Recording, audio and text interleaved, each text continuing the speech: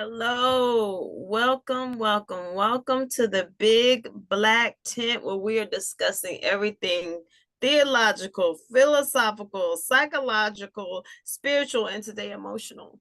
I am Rebecca Nyman Freedom. I'm Natalie, her sidekick. And you were so chipper. Usually I'm the morning person, but I'm like, I love the mornings. I went to sleep on you the other night. We were supposed to be recording, and I went and laid down, and then I was like, wait a minute, I'm supposed to be doing something, huh? And then I saw your text. You're like, you must have gone. I was like, whoop, child, all right, I'm going back to bed tonight. It was like 8:30. I was like, great, goodbye. Like she's asleep, and I stayed up late. What was I doing late last night? I think that that's my response to not having the kids is like, oh, yeah. Okay, wait, staying up late? Staying up late is your response? Yeah, really? For some crazy reason. Yeah, staying up late. Because can't you stay up late when ain't that the point? They go to sleep early and then you stay up late. But you know what's funny? When I usually we do movie night. You know what it was? I didn't even think about it. Every Friday night we do movie night. Okay. Except when they're not here. So I was up watching something because that's what we do. But the irony is that when I do movie night with them, I always fall asleep. Right. Okay. But when they're not here, I was like actually up. Well, it's probably because you're watching something that you want to watch versus something that they want to watch. That's true. Are two very different watches. That is so true. If I see one more Disney whatever, I'm gonna pass out and hit the floor. I'm like, oh my gosh. Okay, as a sidebar to that though, have you seen In and Out 2? Yes. Okay. I haven't seen it yet. I really liked one, but I was just wondering because you have kids. Yes. They see it. Did it like do all the things it was supposed to do by explaining away emotions and all of that stuff? That's a whole different subject though. So what did you want to talk about today? But yes, I guess the answer to that is yes, because what I do love about this one is it aged with the kid, it aged with the character. Mm-hmm. And I've never seen that in a Disney movie before. Yeah. So my kid, right, the 13-year-old could relate, and so yeah, that was nice. So they could. Okay. Cool. Okay, but moving on, we got some serious hot topics. Yes. Where should we start? Where should we start? It's a whole lot going on. Well, I'll start by what happened to me because I don't know if I informed you of this. Oh, I did. Okay, so the warrant. Oh yes. Okay. And please explain to the people because before they think that you out here robbing banks in criminal streets, right? In these criminal streets. Oh my God! So, okay, so people, it was a traffic warrant from 2017, and it was issued 3 weeks after I gave birth. I don't remember if I was driving. I shouldn't have been, or somebody else was driving. But regardless, I don't live there and I don't have that vehicle anymore. And the sad story is the amount of fear that ensued and that I ingested was ridiculous. It was redonkulous. I mean, I allowed it to really take over. So it taught me something about myself, especially if it's from the past. Mm-hmm. And especially if I've created a vulnerable situation in order to be in that situation. So I can't say I was all out of line in several different places, but for the little message, look, for the big message for young folks, for Gen Z and millennials, right? Because my mom used to say, what are those sayings that they used to have? You lay down with dog, you get fleas. With, all these little things, birds of a feather flock together. Weeping may endure the night, but joy cometh the morning. But these consequences, though, can follow you for decades into your grave. So, and grace is efficient, and like I'm just realizing when I dabble at the root of something, right? Then if you have wisdom and application of wisdom, I'm sounding really my age, but wisdom and application of the thing, right? Then you can solve problems along the way. But see, fear shows up because that problem solving ain't there. Right? Fear takes you all the way out of yourself. And that's the And issue. paralyze you. Yes, and it paralyzes you. So it's like, this is the problem, but the fear, the panic, the anxiety creates a bunch of, for lack of a better word, shit, right? So what I have learned to do at 46 is when I feel that, to be still, right, and calm down and make a better choice. That's what I've learned over 46 years, starting today. Starting 2 days ago when I was at the courthouse. Okay. Right? You know, but before, the root of most of 99.9% of the issues is because I made most of my decisions out of panic, fear, and worry. That was my adulthood. I mean, yeah, I mean, the vast majority of fear is completely irrational. Yeah. Even like my own fear with germs and all the things that I really don't like. I'm not gonna say fear, but things that I don't like and try to avoid and all the things. Yeah, that would be fear. You know, it's pretty irrational. Even I know that. I know it's irrational, but that's not the point. The point is that the thing could happen. And the thing could happen. Like it's in the realm of possibility. Is it in? So I have an aunt who is. But if the if was a If fifth, that if was a fifth, we'd all be drunk, and then you wouldn't care. Then you wouldn't care. You'd be drunk. But I have an aunt who has this, and she says she knows it's completely irrational. She has a fear of lepers, like of leprosy, lepers, the whole nine. And I'm like, Aunt so and so, you know that lepers don't just walk among us, right? Like they're usually in a colony somewhere. It's only like 10 of them in the world at this point in time. Like it's not a thing anymore. And she's for real about it. So I mean, a lot of fears are like irrational, but if you are the one, right? Like if you're that one that it happens to, if you're the one person who gets the bacterial flesh-eating disease. I like that bacteria of fear though, right? Yeah. It is, and it spreads like a virus. It really can if you don't try to do something to shift the narrative in your head. Yes. It will consume you. Yes. And I think this was the exhaustion piece for me, right? Because I'm going through the thing. I ain't got $200. I can, and how did this? And I made this decision in 2017. And I don't even remember. Like I had all of the drudgery floating up to the top, like the scud came from the sewer and was floating to the top of all of the stuff I thought I processed but didn't process. But while we go, right, all of that. And I tell myself, you're aware that nobody else can hear or see this conversation but you, right? No one. Like, as nothing has changed, the sun is still shining, right? Nothing has changed in your life except the thoughts in your head. Correct. That is it. So, with that said, I could separate myself enough to make the phone calls to go up there, right? Because she said, go up there and talk to the judge. So, right, I've got a whole concert that I'm trying to not play in my head of what this is going to be like. Yeah. Right? Go north side, like we said, and talk to the judge. And I'm like, okay, here I'm doing all stuff. I'm Black. I'm a one. Like I'm doing all this. Okay, put your suit on just in case. Grease your lips. That grease your knees, grease your elbows. Going through all this 1980 programming I got, but when you leave the house, to somebody, because I'm about to face the judge. It's just ridiculous. So, short end of the stick. It wasn't worth my blood pressure. I go up there, and the last time I lived there, it was a different system. Okay, it looked more like the DPS. Am I saying that right? Department of Public Safety. Okay, yeah, it looked more like and functioned like the DPS where you were there all damn day. So I was prepared for all damn day. Okay. Well, fast forward 7 years, there's something called efficiency in technology. Who knew?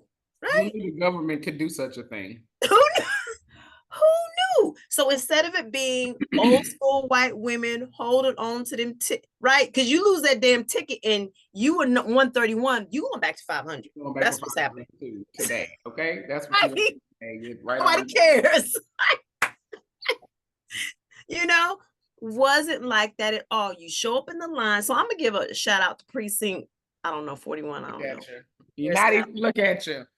I was so impressed. You show up, somebody is there to talk to you and say, what do you need?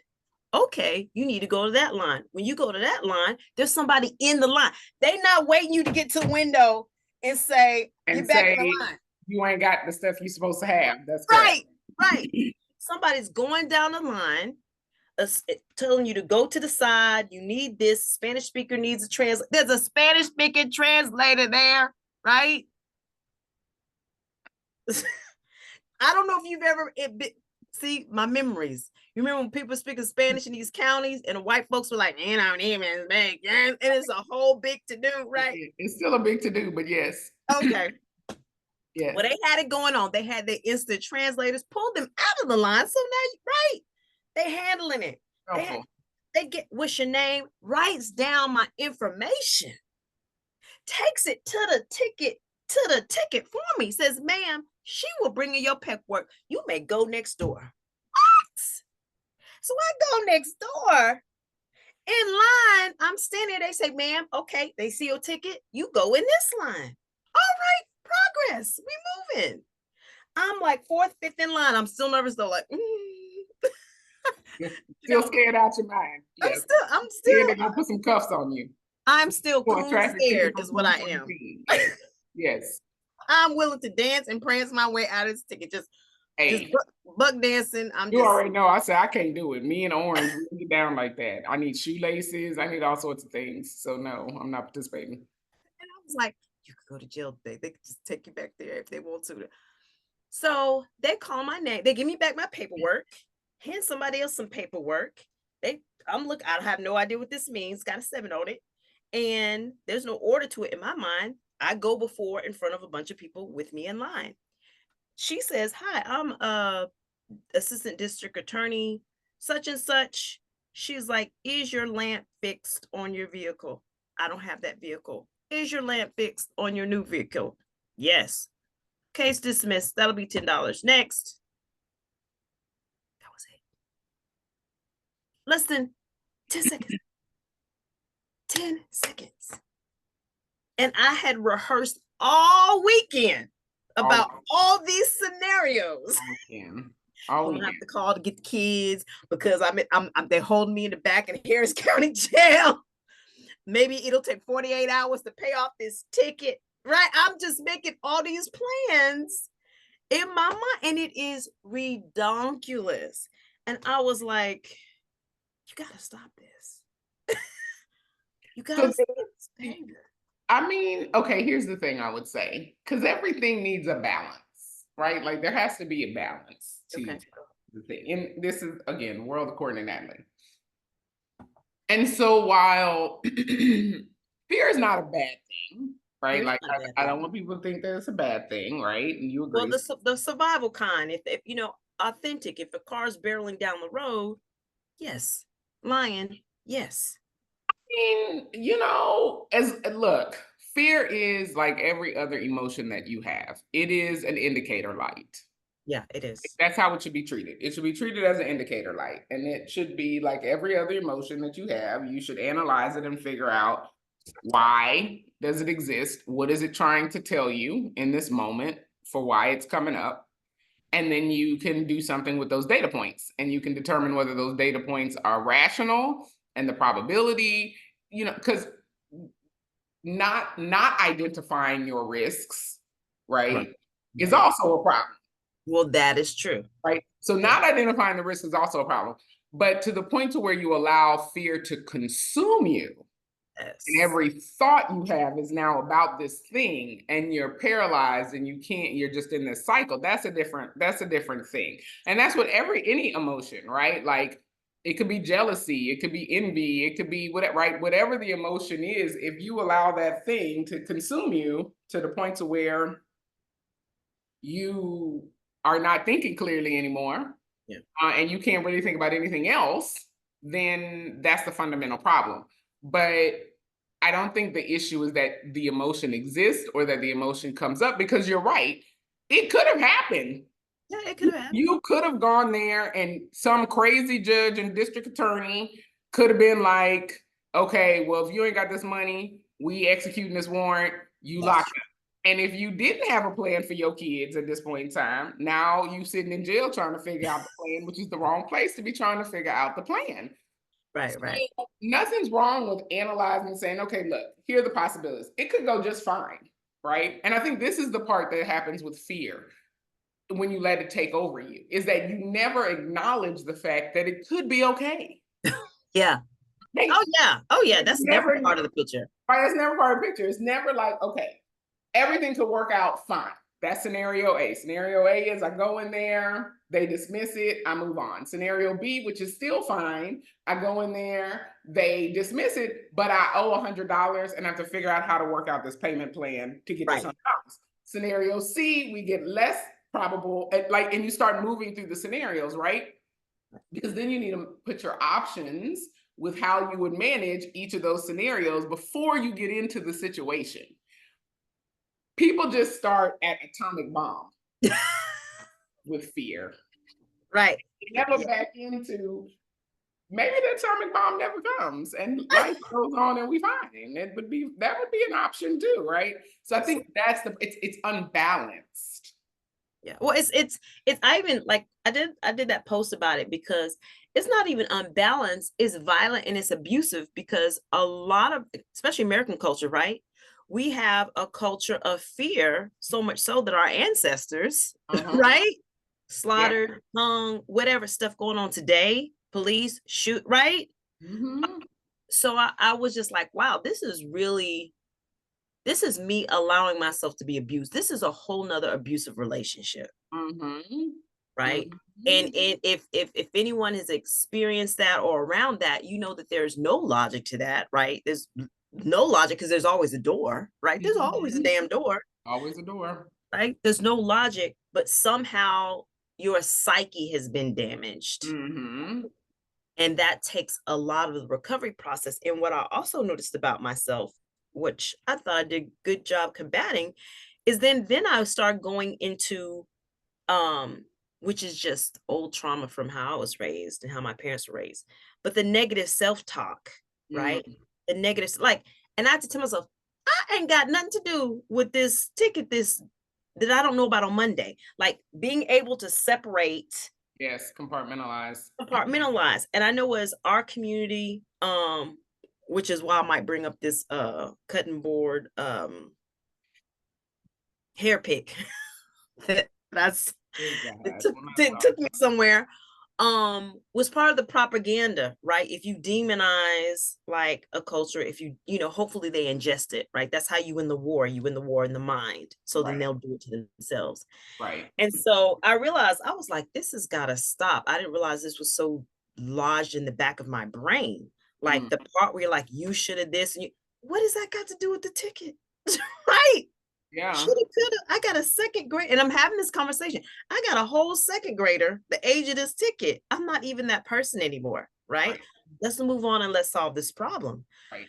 But I say that because if I chose to be around the people in my life who used to say those things to me, Right.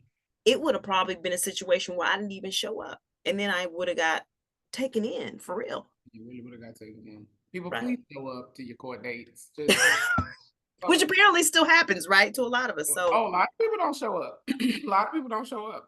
Please show up to your court dates. you show up. And yes, there was like, just like you said, there was, because I was listening, what's happening, right? There's a payment plan, there was discounts based It's on all when you kind of pay. stuff. Yeah. Because ultimately, let's be clear, unless you done murdered somebody, ultimately the government wants its money. Nothing Yes, else. Right? Nothing else. It wants its money. It will give you 9,000 ways to get its money. that's true. That's Um, true.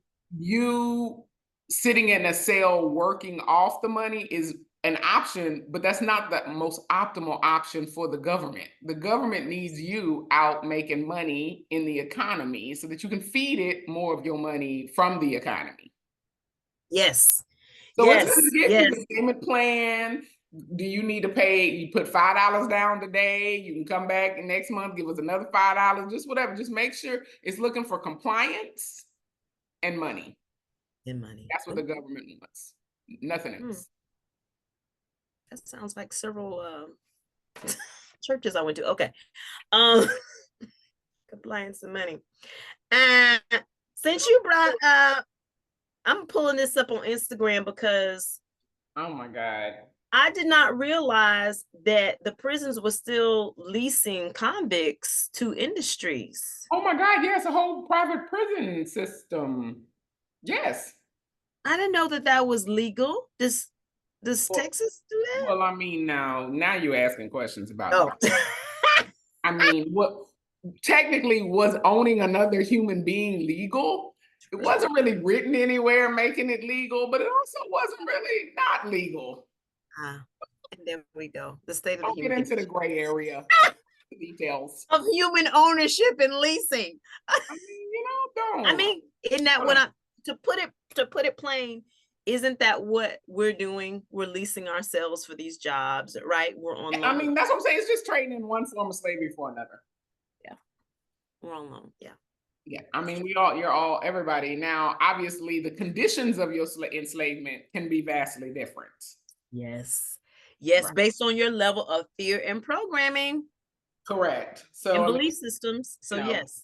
I understand no matter who you are, and people always say that people are like, well, Oprah is her. I'm like, Oprah's not her own person.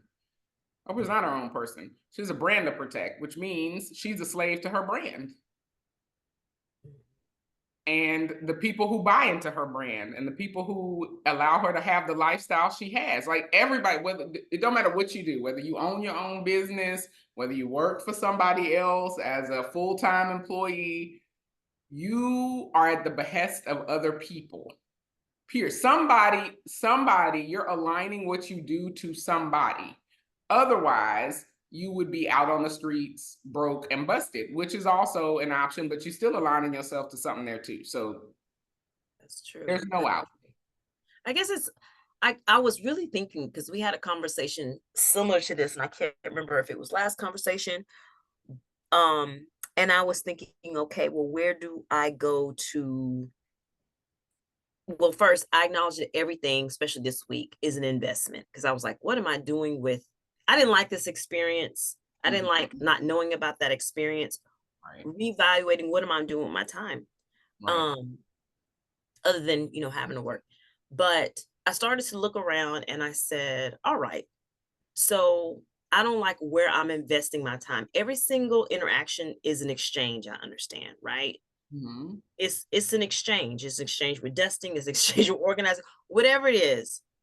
And I was like, you know what? If this is not in my house, if this is not ping a resonance of joy or a way to bring in more income, I just don't think it's necessary anymore. So I need to clean house, right?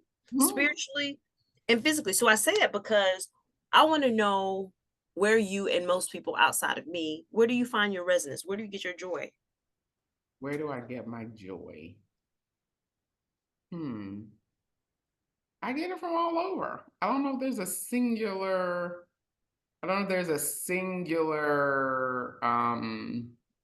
point of entry for joy, right? I get it from all over. I get it from hanging out with my husband and our dog and my mom and friends and even clients sometimes. Like I go into clients and sometimes they're fun, sometimes they not, sometimes they fun. I get it from coffee in the morning. Like it's joy. There's an infinite supply of it around, Okay. in my opinion. And whether you choose to absorb that or not, and you may, again, to your point about everything is an exchange for everything that you allow when you're stuck. You were just listening to your favorite song in the car driving down I-10 and you were happy, singing along, all this, somebody cuts you off.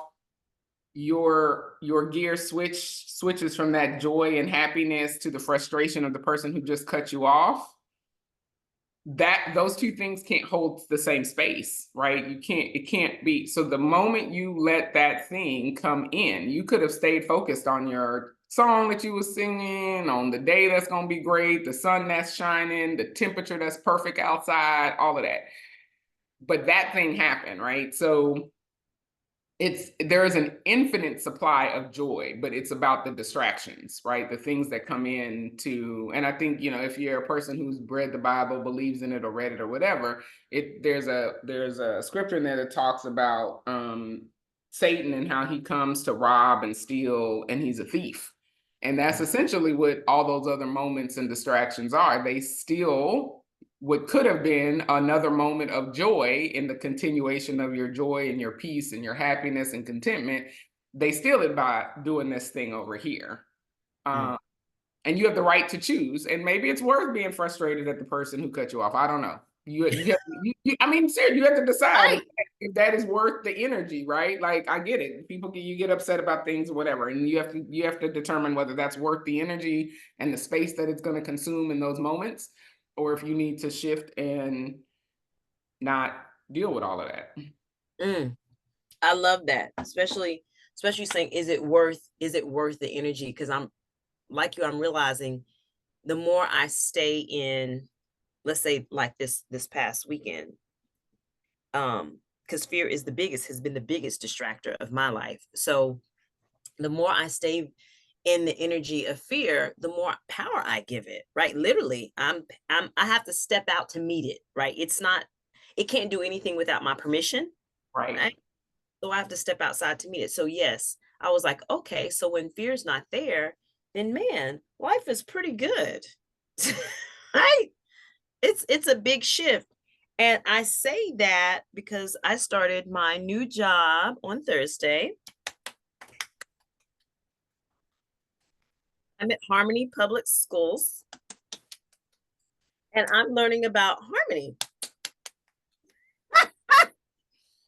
And I know that I'm a special needs teacher, and I know that comes with behavior. Um, so I was not surprised when they were like, hey, we need a life skills teacher. Like, I wasn't surprised. That is an area of expertise of mine. Um, but I was able to advocate very confidently this time that I need support and resources I in love order it. to do. I I need support and resources. I can give you the evidence that you want, but this is what I need, and here's my list. mm-hmm. And that's it. And the great thing about being on this side of expertise, right, is that no one is doing me the way I do me, right? Mm-hmm. That's In correct. environment. Bing, bing. So I got to work. I got to work, Natalie. And the I get interesting and the interesting thing about going to work, and I don't think I realized that this work has created a joy of resonance in me because it was so difficult and at the same time a sense of survival for me, that now, right, it's like I speak the language fluently. mm-hmm. So I'm in there, and unfortunately, I'm used to um, the big ISDs that abuse that sense of ease. So the way you're rewarded for it, well, you need 10 more just like them. And by the way, they don't belong in your class. Right? um, so the difference in this space, I had to say, felt, I don't recall feeling appreciation. I Mm-hmm. just recall showing up and doing the job because it Yeah. became more like a ministry in a sense. I want to help the kids. Um, but appreciation was just not necessary because it wasn't there anyway. That's kind of how I got through the day. But to be in an environment, if you know anything about Harmony Schools, I really didn't. I knew that it was founded by Turkish students. Mm-hmm. um, I didn't know that in Sugarland, it seems like it's like 90% immigrants. right? And so Nigeria, and a lot of Arabic speaking countries. Mm-hmm. And a lot of the women wear hijabs on the campus. Which I was right at home, girl, because I was like, I I love want to put my pastors. look, right? Cover my little crown.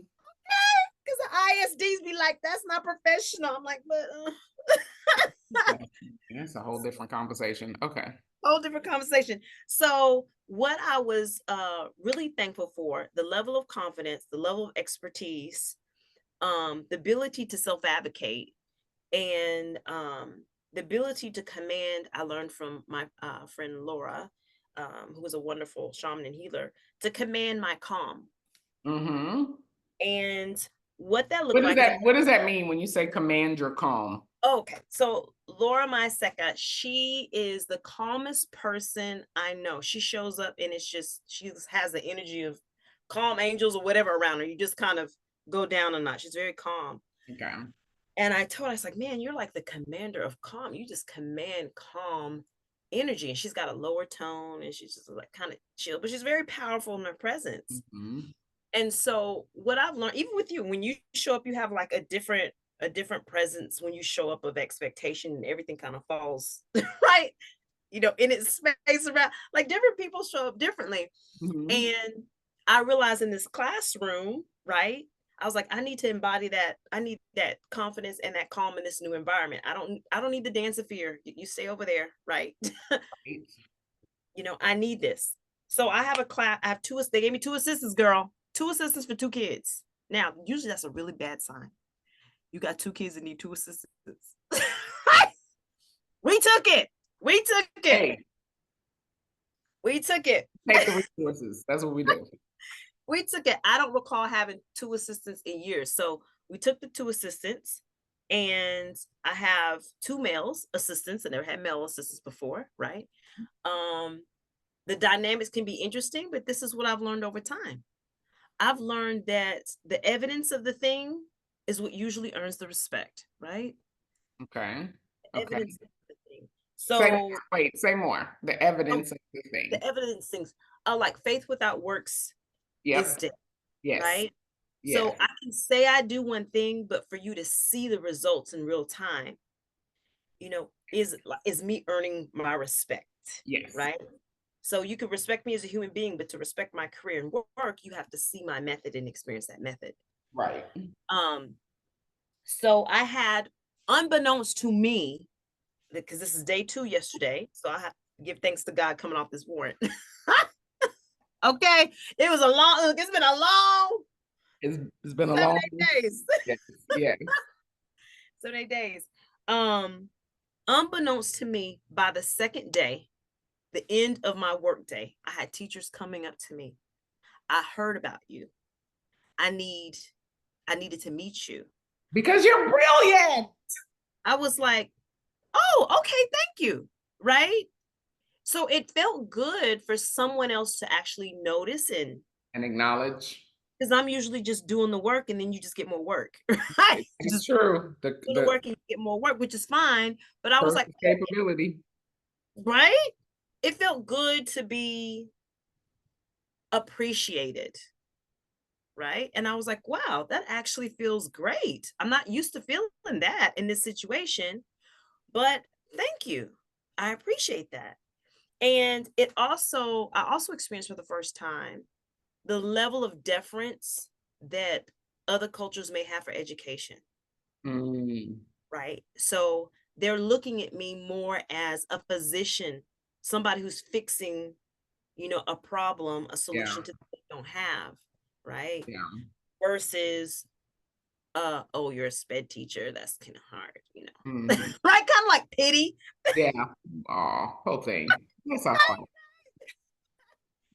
Right? They had no idea what I was doing. And I understood that, but I can't explain it in words because I got kids with me. You're just gonna have to jump Yeah. on this wagon and then I'll explain it to you on Monday when you see the result.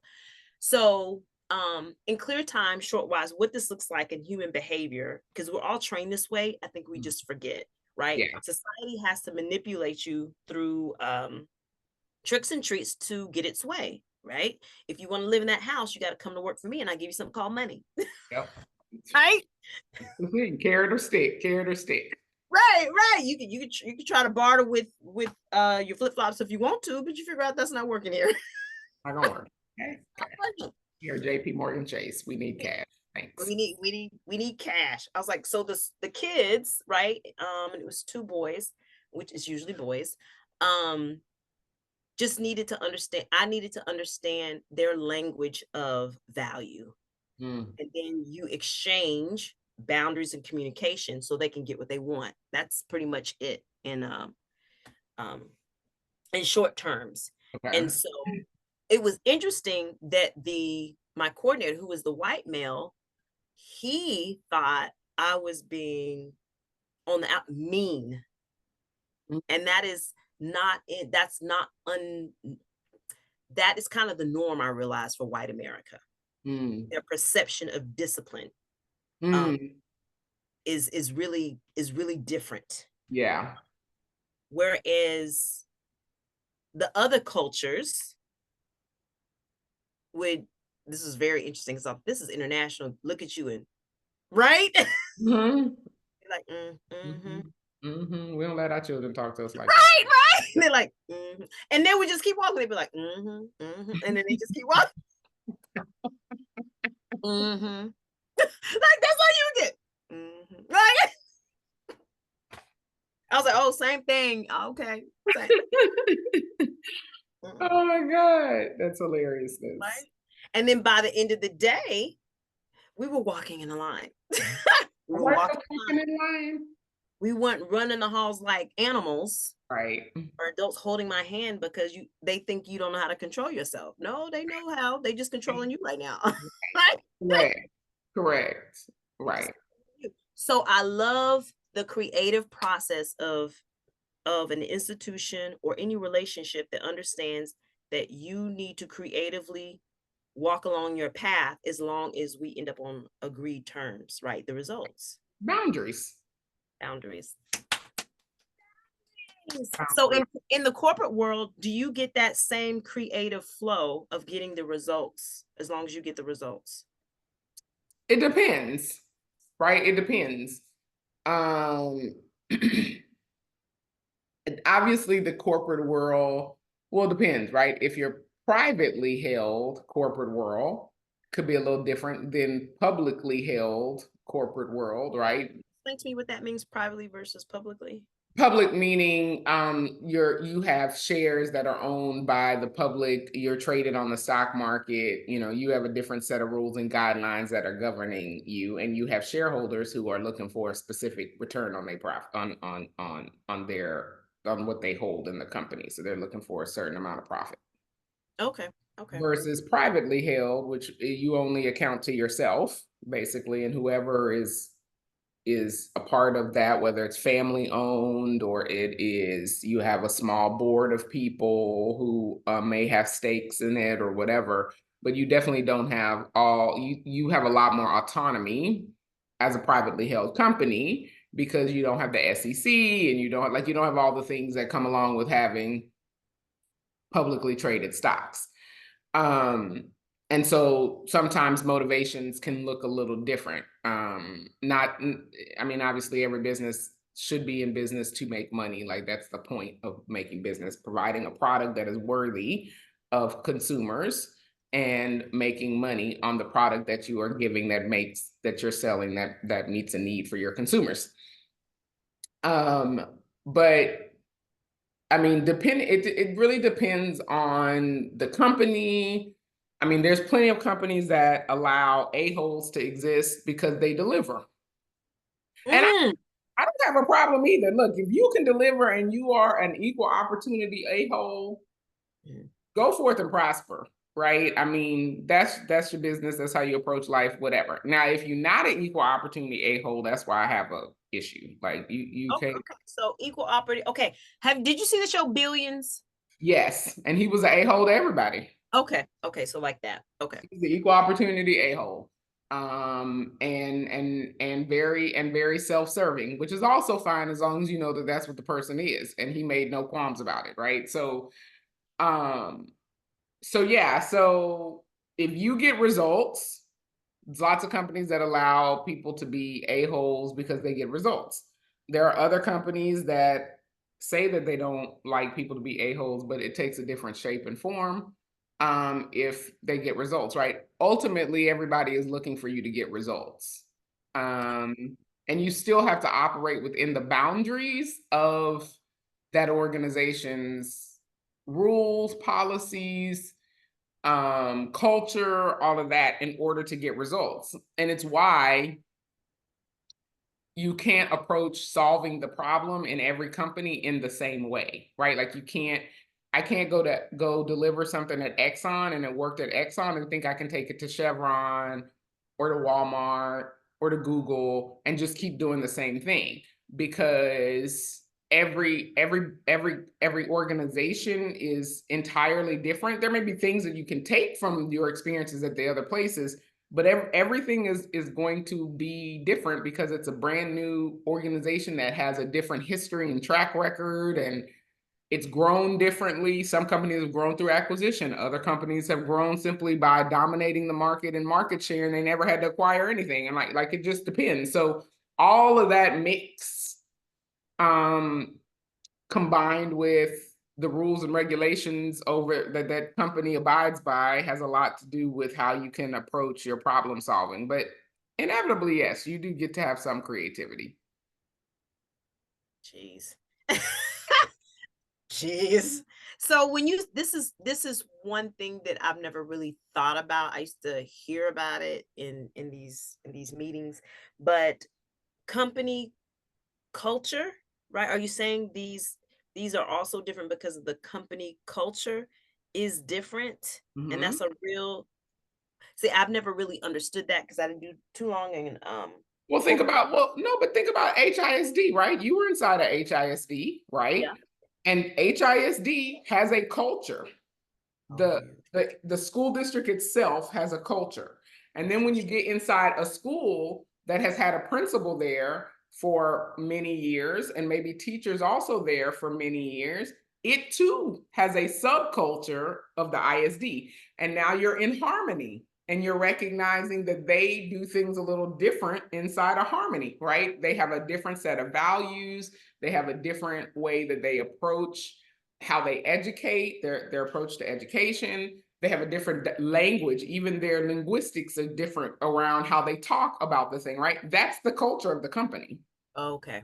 Okay. Oh, Yeah. well, it's amazing that people even function within it's amazing we haven't done civil wars on a larger scale because the differences are I know anthropologically they're like there's more differences in between the group than within the group. I think I disagree. There's a whole lot of differences. There's a whole lot of differences, even within the group. So you can have subcultures inside of a culture. Okay. Okay. That makes sense because on teaching teams, right? SPED department, right? Gen Yep. Ed department, those are two completely different animals. Correct. Right? That's correct. Administration. So yeah, I can see the gangs forming and Yep. all. Okay. Yep. Yeah. That's fascinating. That is fascinating. Okay, which brings me to this. We have not talked about this, but I think it's important because you have a certain point of view. Uh-oh. And again, this may get us all canceled, but the debate happened. But when you talked about how somebody can be an a-hole because they get results, is that why people are voting for Trump? It's policy over person, or what's going on? I really don't even understand. I don't even understand him or the culture around. I don't even know what's. I'm confused on like you got to take this from infant stage with me. I'm so confused. Okay, I'm confused. what exactly are you confused about? Let Okay, me so understand. I get the two-party system. Like, Okay. okay, so we get there's a two-party system. Versus. Republicans, Democrats. I think I understand that Republicans are policy, business, entrepreneurship. This is literally my baby political mind. And then Democrats, social stuff. Black people did something with civil rights, something. Okay. So my mom and them. Mom and them. Mama My and them. mom and them, civil rights happened. I don't Yeah. know, right? So I just know people who are in business for themselves. there's business tax cuts that they promise for American business and entrepreneurship, and boom, and then socialism, Democrats, whatever. So I'll say this is I'm gonna put myself in all the categories. Okay. Is a Gen Xer, Black American mom, raised in Christianity. I'm very conservative, right? I Mhm. like my autonomy and freedom. Don't want Mhm. you to impinge on that. I'm from Texas. I think everybody needs guns and the power to do with their uterus what they want to. Okay, I believe in freedom in both parts. Yep. And at the same time, um, you could take things too far, but I just think either you need to do that over the right. Look, I don't think there's nothing wrong with segregation. You know, because Not. I don't know what the problem is. I mean, like, we segregate based on classes here all the time. all the time. River Oaks is segregated. Everybody can't go live in River Oaks. Still can't gate it up. Everybody doesn't even have the opportunity Right, to go live in River Oaks. right, right. So we And segregate all the time. We say segregate all- churches are segregated. Like, yes. segregation is all over the place. Now, the issue that I have, right, is when we glorify how one group abused another, raped, That's killed, murdered them, and they didn't have rights to humanity in the midst of correct. segregation. That's the issue I have. Correct. But what is going on with once David Duke got in the picture on that first election, I was like, We didn't something push back to wrong. the 90s. David Okay. Duke is agreeing with Trump. I thought Trump was down with the Democrat. Like I've been confused this whole time of did he flip? Did he not flip? Was he not in every rap video? I'm confused of why. Well, this is what I'm not confused by, right? White privilege gives this dude access to do and say whatever what he wants and still run for president, right? So I'm confused if that is truly the character that we see, right? Because it all looks like a stage to me on both sides. It But is. You if are that's accurate on that.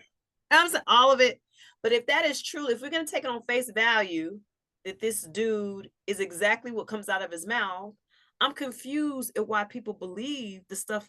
I'm confused. Why would they believe this crazy stuff that's coming out of his mouth? I don't know if they believe the stuff that's coming out of his mouth. Okay. I don't Okay. know if they believe the stuff that's coming out of his mouth. Um, I think the people who like Trump appreciate the fact that he will say anything. Okay. I think they appreciate that fact. I think they think that I think what they think that they're getting, it's the same, it's the converse. Let me tell you what the converse is, because I just had this conversation the other day about somebody with sexy red. And I was like, why is that the thing? I'm confused. And I know I'm older, right? I'm close. I'm so I'm, old. I'm looking up I'm sexy closer to, red. I'm closer to 50 than I ever have been in my entire life living.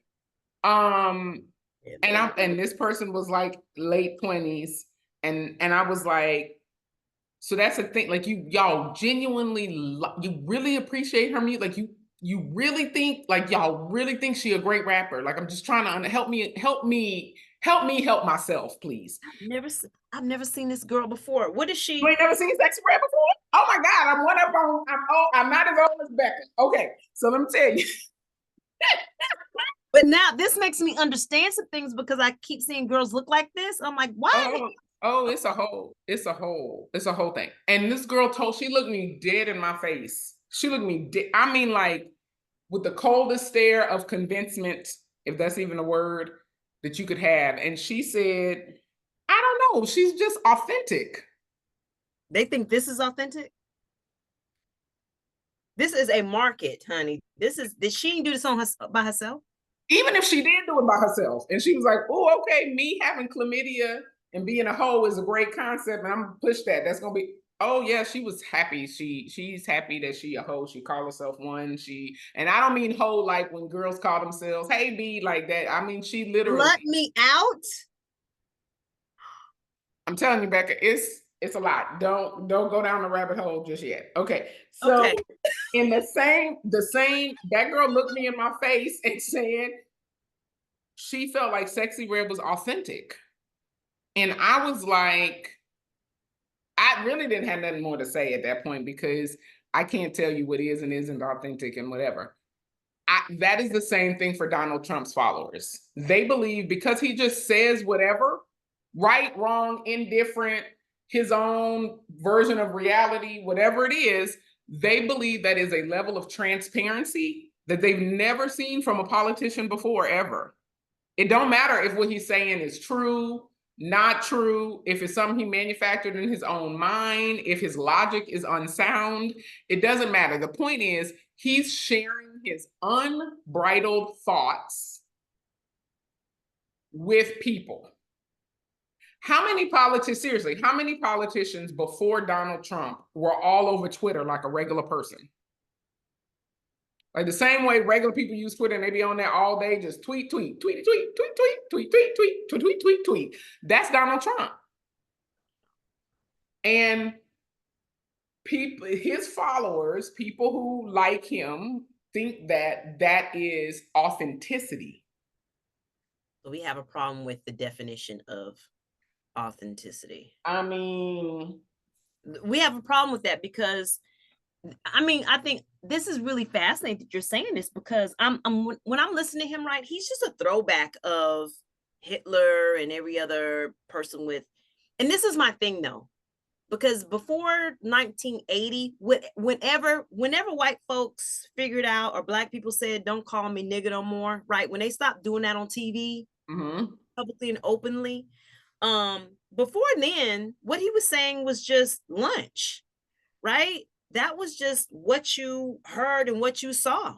So I think he's a throwback of the times when people could say whatever they wanted without any grand. Yes, correct. And that's what people, but that's not good authenticity. That's just foolishness.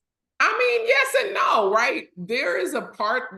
We've advanced to a place in society where people are getting canceled, for lack of a better word,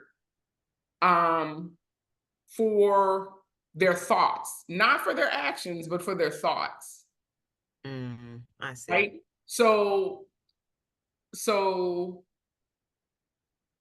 you can look, I don't care if you're racist. I really, really don't.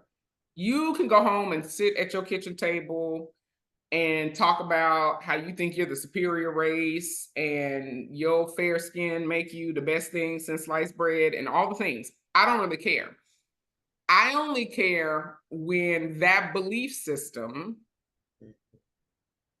dominates and oppresses and removes something from me that I am deserving of. Yeah. Right? Yeah, it's the same way, like, I don't care about your Christian views. I really don't. I don't care whether you believe in God, Christ, the devil, the Trinity, whoever. Name them, put them in there. I don't really care. What I do care about is if suddenly you decide that Christendom is the best thing ever, and if you're not a Christian, then you can't get this thing. And right, people have beliefs. We've moved to the point to where we are persecuting people because of a belief, not because of an action they took on their belief. Right. Because of their belief. And that's fundamentally a problem, which has caused people to tamp down their beliefs, like sharing their beliefs, whatever that belief is. Okay, I see. And I know the argument, which is going to be out there, which is, yeah, but if your belief is teaching oppression, then it doesn't matter what your belief is, as long as you are not acting on your belief against somebody else. Because the problem is when you start to challenge other people's beliefs and what they hold dear to them and what they want to do, that challenges every other belief. That means now that if you believe that two people of the same sex can be together, I should be able to challenge that now because I don't like it. If I don't like it, you can't do it. It's your belief. Nothing you done did that came out of your house onto me, but because you in there doing whatever, I need to stop it. That's not how that works. That's not how that works. So you're saying America has, so you're saying white folks, and I'm just saying, well, I know some of us in there too, but So you saying basically since the 80s, white folks have been on some type of diet, right? Oppressed in a sense. It's oppressed their inner racism, and they just feel like finally I can express myself. Damn it, we've been holding it for 40 years, right? I want my inner racism to shine, and I shouldn't be persecuted for it. Basically, right? No one should be persecuted for any of their beliefs. So I'll give you a perfect example. And I talked about this actually on a panel that I do on PBS once a month. A few months ago, maybe last year sometime, I don't know, sometime in the recent history of 2023 to 2024. It's been a long year. It's been a long. There was this story about one of the hospital systems, and I can't remember which one, but one of the hospital systems was doing an onboarding of new employees. And one of the employees joined the hospital onboarding. You know, you're supposed to have your camera on and all this other stuff. Joined the hospital onboarding, and he had a Confederate flag behind him. And he's on camera, and he got his Confederate flag. But I get it. I mean, you know. And there was this outcry of people who were just like, oh my God, he can't have that Confederate flag behind him. Take it down, get rid of it. He fire him. He shouldn't even. And I'm like, so so what we worried about is the guy with the Confederate flag behind him. But Becky, who got a Black Lives Matter and an LGBTQ flag, but ain't gave you a raise or a promotion, even though you're deserving, and then hired in another white person for you to train as Jose or Jaquan, and Becky ain't gave you a raise or nothing else, but she brought in another Becky that you need to train. We good with that because she got a Black Lives Matter flag and an LGBTQ flag. That's what we good with. I'm like, that's my thing. Like, again, I don't care what your belief system is. You want the evidence. You want the evidence, what you just said. So everybody had to, and I'm like, y'all don't even know. You don't even know what this dude is gonna do. Like, you don't know, just because he got a Confederate flag, he may have some raunchy views. I'm not saying he don't, or views that I don't agree with, but that doesn't mean he's gonna take it out on everybody he comes into contact with, and he's gonna show favoritism to us. Like, it's fascinating to me. And the problem fundamentally is, and this is the issue, when you tell one group of people that they can no longer express themselves in a specific way, but you're allowing another group to express themselves in the same way. So for example, if he had a Confederate flag, is everybody taking down the LGBTQ flags during the month of the Pride Month? Are we not? We're not painting our team's backgrounds with the multicolor rainbow, because again, if you're you cannot choose. And this is my whole thing with the statues. Like, and now I keep seeing statues on people's property. I do now. I was like, oh, I need to take a picture of that. I'm like, stop choosing sides. That is the fundamental problem. Stop choosing sides. Like, and this is the problem with the law and all the things. If you are going, so he can't have a Confederate flag, but you can have a Black Lives Matter flag. Okay. That's the equivalent of the people who done put the legal system into place saying that crack we gonna penalize with 15 years, but if you sell heroin, we only gonna give you 2. It's either whatever the class 5B drug class, whatever it is, whatever that drug class is, and they're all in this drug class, then they should all be treated the same. But you're not treating them the same. So in and of itself, it's discriminatory. It's discriminatory. And no one wants to be discriminated against for any reason. So again, if we would just stop choosing sides, stop doing the things. We need to be agnostic to all things, period. Unless it's your personal life, take it out. Unless it's your personal life. Unless it's your personal life. So you can fly, again, you can have all the statues you want to have on your own property. I'm not going to tell you what statue you need to put on your own property. I'm not gonna tell you what flags you can fly on your own property. It's yours. I'm not going to tell you. That's your own personal life. What you do in your own personal life, I don't give a flying flip about what you do in your own personal life. I still wanted to hear the real F word, but okay, go ahead. I know you probably will never from me. Oh, okay, it's not your thing. Okay, okay. It's not my thing. I don't curse. Oh, I didn't know that. I have a lot of friends though who Well, if that's your love belief the system. swear word. Love the swear word. I just don't. And I don't. Again, it's not a thing. Like I'm like, don't do it. Ew. I just don't. I just don't. I'll do it. Okay. But yeah, I mean, that is the fundamental issue, right? So, um, there is space for every belief, every viewpoint, all the things to exist. And that is and that's a problem with both sides, Republican and Democrat. Everybody wants you to be free until your free don't look like they're free. Ooh. Ooh. So you just basically described something called not freedom, which is where we are, right? Why We can't are we have not freedom. We are yeah. in not freedom. And the fundamental problem with that is that everything is fine and dandy until what you say or do doesn't look like what the power structure wants you to say or do. And then we now have a problem. So I get it. Am I condoning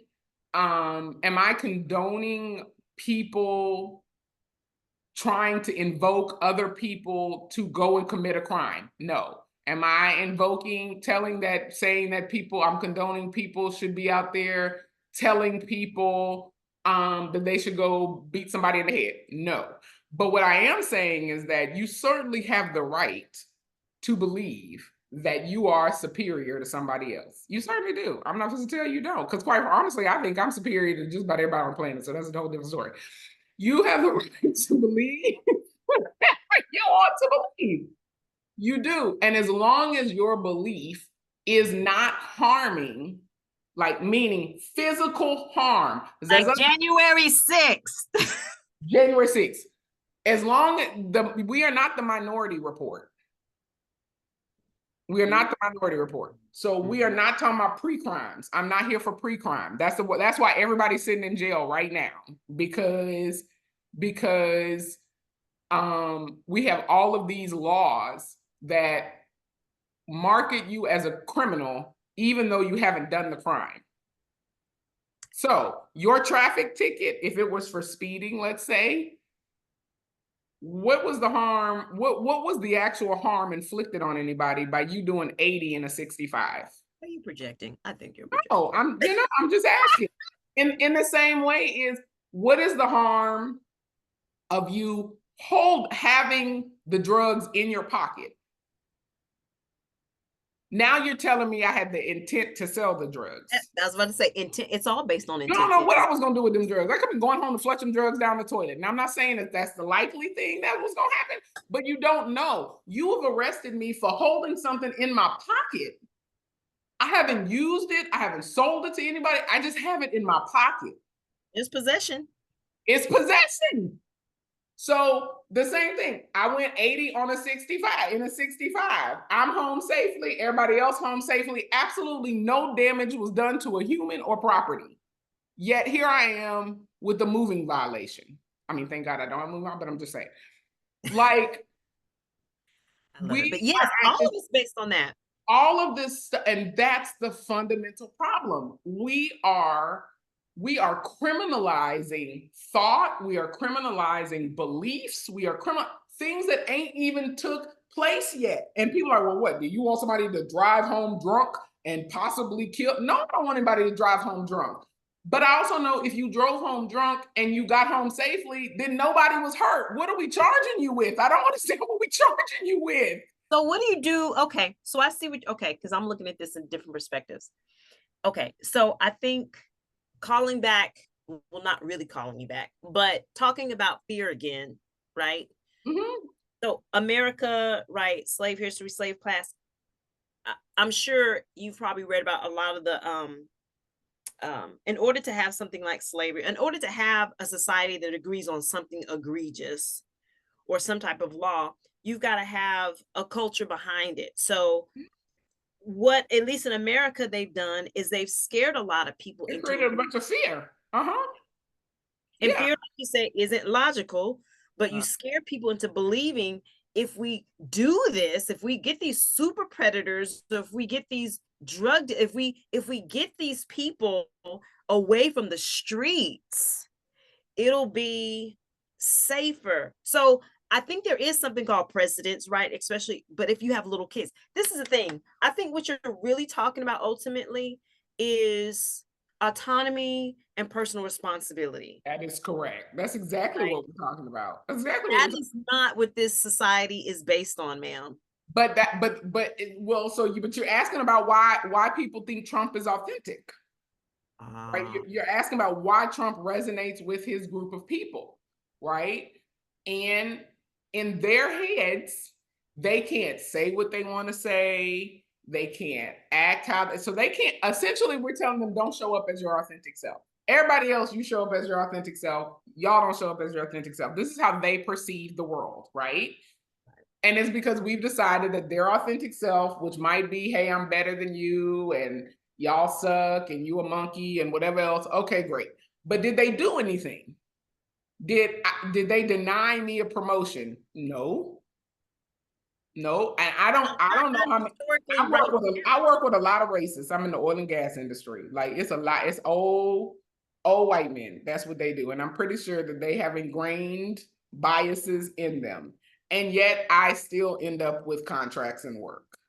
Because you provide results. And I still, when I've gone in house, I still end up with promotions and whatever. Am I saying that racism doesn't exist? And are I saying that the isms, sexism, ageism, all of it doesn't exist? No. But the fundamental problem is you cannot, in my, again, World Court Nappy, you cannot start policing people for their beliefs. You can, it's the So same you're saying thing. wait for evidence then, because I'm gonna go to the You far gotta wait for evidence. You have to, but the problem is, then you bring people evidence, and they don't want to do anything with the evidence. So you bring somebody the fact that I got 20 years of experience. Mhm. This promotion that was out here posted, I applied. I have all the experience in the world, beyond experience actually, and you gave this promotion to Becky, who only got 2 years of experience, and they never did the job you asked her to do. Okay, well now let's have that. That's a conversation. That's a point. That's an evidence point. But the fact that Joe Schmo out here is just out here saying he thinks he's superior and he's with all this stuff, that's not evidence of anything. Until Joe Schmo, it's just like somebody talking about how they love a 14-year-old body. Okay, you love a 14, that's nasty and whatever and horrible. But we also, at this point in time, we aren't arresting people for just saying that they love a 14-year-old body, Right. or men who want to reenact rape scenes. We're not arresting people for that. Why? Because no one has actually committed a crime. Right. Right. So, people, like you can be charged with conspiracy, right? Like you conspired to kill somebody. What if I change my mind on the day we conspired for them to? What if I'm like, you know what? Don't do it. Don't do it. I don't. We're not gonna do it. Don't do it. So I changed my mind. I'm gonna go to jail because I talked to somebody about killing a person who then I didn't kill. That's when I'm going to jail. When I walk into prison, I'm gonna get a beat down because they're gonna be like, "What you did?" Well, I talked to somebody about killing somebody, but they didn't kill him because I called it off. But now I'm here. I'm But like, we know where that comes from. That it comes makes from sense. plantations and stuff like that. Because the people who really conspire and do that stuff don't get arrested. The ones who can really do it don't get arrested. They They just don't boom, get it. buildings Let's be gone. clear. That's correct. So I mean that has always been, and it's just like when they decided to, for a long time, and I'm sure you know this, for a long time, late 1800s, early 1900s, hemp was a huge crop, like to the point to where the government was Know that. subsidizing hemp. I did not And know that. then suddenly, oh, you didn't? Oh yeah, it was a huge thing. It's a huge thing. And then, just like the electric car existed at the same time early on with the leaded fuel car, right? And then suddenly all the conspiracy theories started, and you don't do weed, is demons, monsters, the whole nine. And then they Mhm. outlawed hemp and outlawed weed, and all the things got outlawed. And nothing had happened. And even now, you still hear the narrative where, oh my God, we can't legalize weed. The children are going to start smoking weed. I'm like, are you serious? Like, if I don't want to smoke weed, I'm not smoking weed. Just because you legalize, you know how many things are legal for people to do that they don't do? I'm like, come on now. I'm just saying, but that's another conversation because we could talk about what's going on in Oregon, and I think it's really sad. I don't know, with all the legalization of the drug, that has some serious consequences. It has its consequences, but it's not consequences that don't already exist. The evidence suggests things that I think people didn't think about, and maybe there's laws around it if I hear and see it correctly, um, because children are involved. Like some of these decisions are great when you don't have to educate children and be responsible parents. Like that's always going to be my But purpose. people are irresponsible parents all the time. Yeah, This but is like what happens. this is what I didn't think about. I didn't think about because I have a teacher friend who contracted there, and she has to go into a lot of the homes and a lot of the schools. And she said because drugs are legal, then at least this is the way they're doing it. You can be stooped over, high, drooping, whatever that is, right? Like here, if that happens, there's immediate assistance and help. Somebody's going to get you somewhere. Even if you want to get the program, you're going to leave the program, but there is immediate assistance, right? It's supposed to at least appear that someone's getting you some assistance for your habit. So I don't know if in Oregon, because they legalize the stuff, well, then they're like, when you don't need no help. But she was like, it's a crisis because people are just walking around high and strung out in the grocery stores. And she was People like, do that all the time right yeah, now. but I don't see a zombie strung out, high looking people and Oh, you're parents. not in the right places. That's why. You're in the right places. But oh yeah, no. People, I kid you not, seriously. It wasn't um in 2020, I had just purchased a new vehicle in 2020, and Martin and I were on our way back home from somewhere, and it was maybe like 8 o'clock at night. It just kind of gotten dark. We were sitting at a red light. A car hits me from the back, and I'm like, oh my goodness. And normally I'm pretty good about like paying attention to what is happening, but there wasn't really anywhere for me to go in traffic because I'll avoid the accident in a second. I will swerve, I'll go wherever, right? There wasn't anywhere to go because I was behind a car and there was a car on the side of me. So this person slammed into the back of us, or he really didn't slam because he wasn't going that fast, but he bumped into the back of us. Martin and I get out the car to like go exchange information. Dude is gone. Dude in the passenger seat is gone. Dude, I mean, he's drooling down the side of his mouth. I didn't, I went, oh man, I just Ching ching. Mm. driving while under the influence of not, it was not an alcoholic influence for both of them. I don't know what it was influence of, but it was an illegal narcotic substance. I'm absolutely certain of. The dude in the passenger seat, and I'm like, the dude in the passenger is like reaching under the seat. I'm like, can you keep an eye on dude? Because if he pull a gun from underneath his seat, we gonna have to return to the Wild Wild West out here. So and he's all slumped over and reaching under the seat and all this other stuff. And I'm like, oh my God. And I just wanted to get up out of that. I was like, I keep your information. I'm leaving. I don't want no parts of this. I called the police. I was like, there's some people who are high. And then they sped off down the street and all this other stuff. Um, and I'm just like,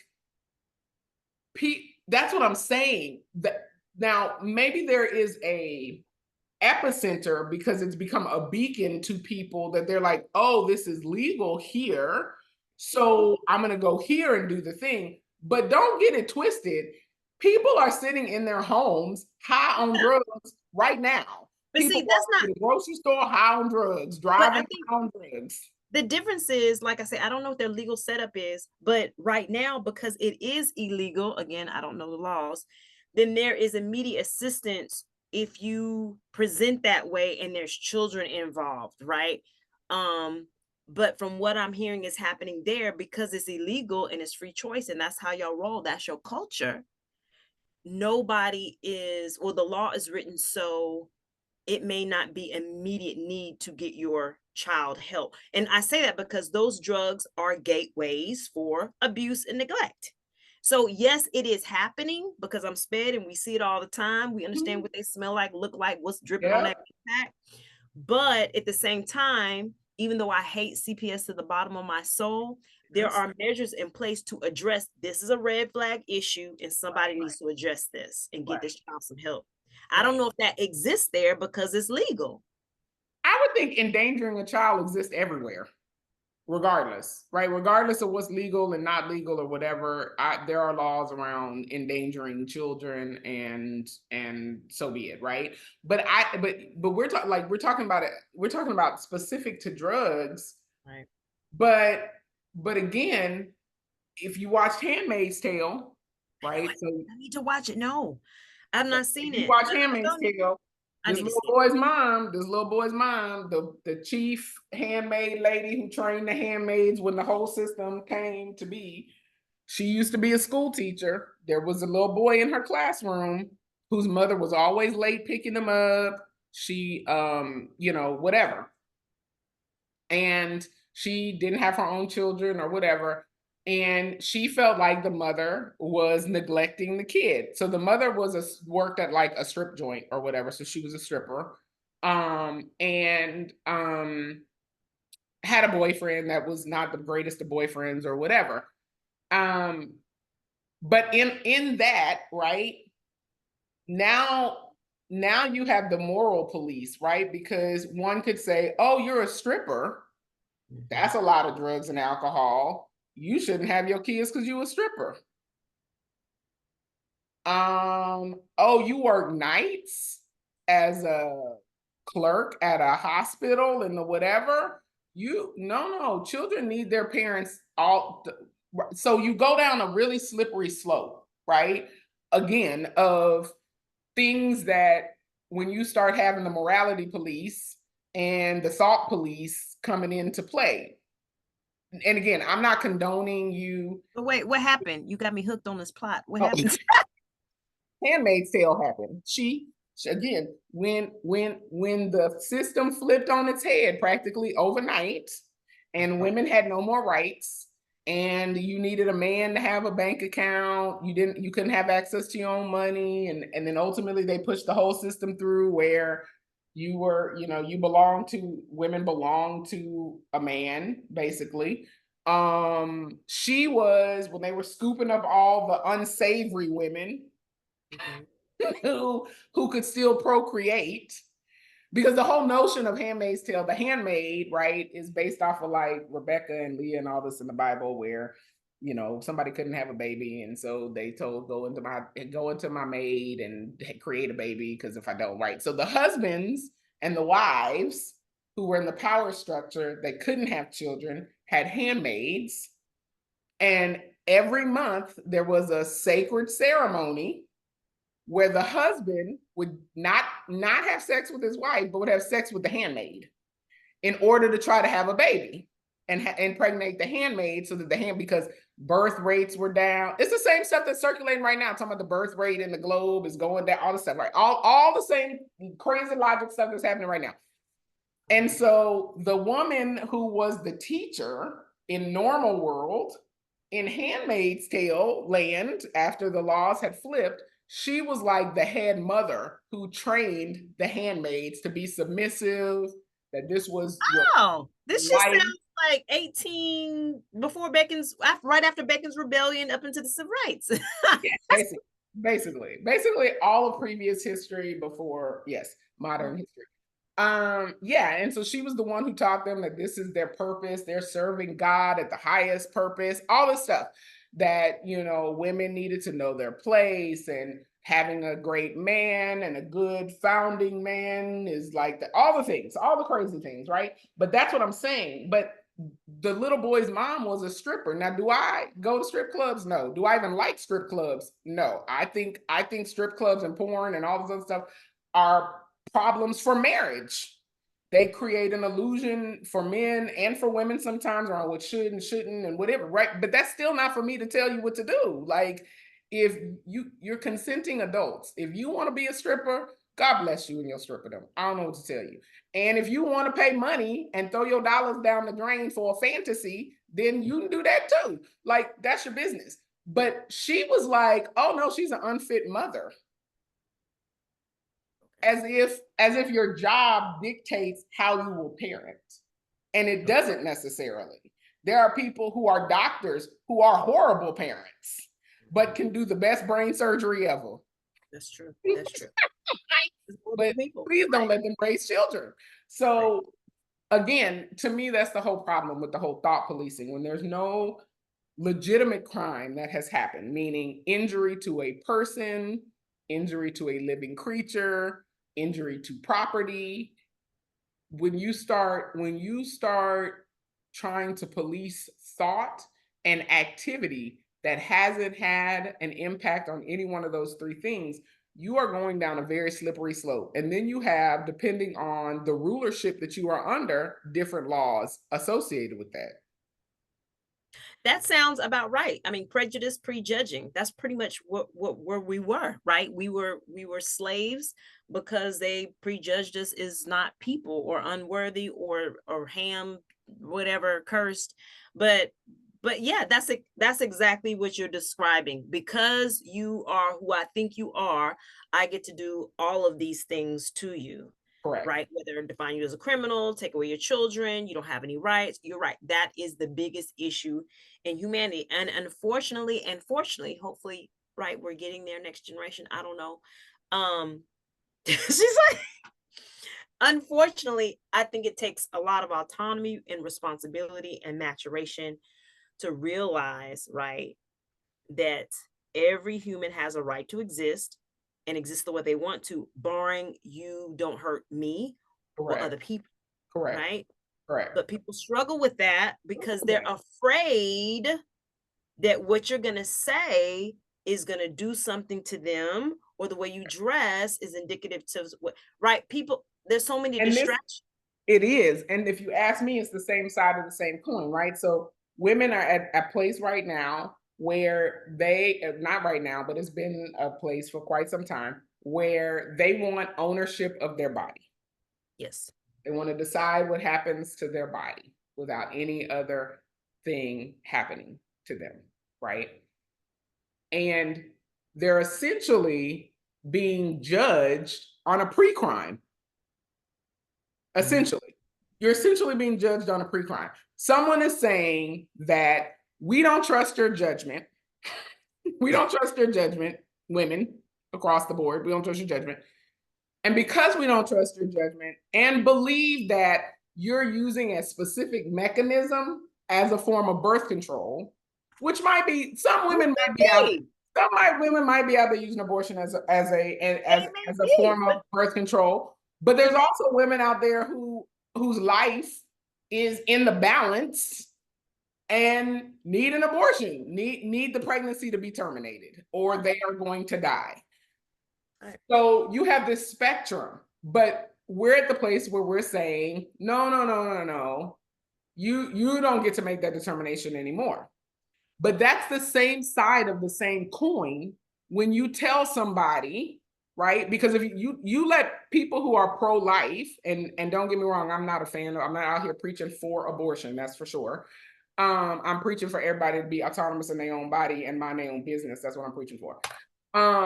But it's the same side of the same coin when you take somebody and you say, because you have this belief system, you shouldn't exist. Or I get to. You haven't done anything wrong yet. You haven't done anything that we can point to. All you have is this belief, and you shouldn't exist. So that's one side of the same coin. And then the other side of the coin is you don't get to decide what you want to do with you.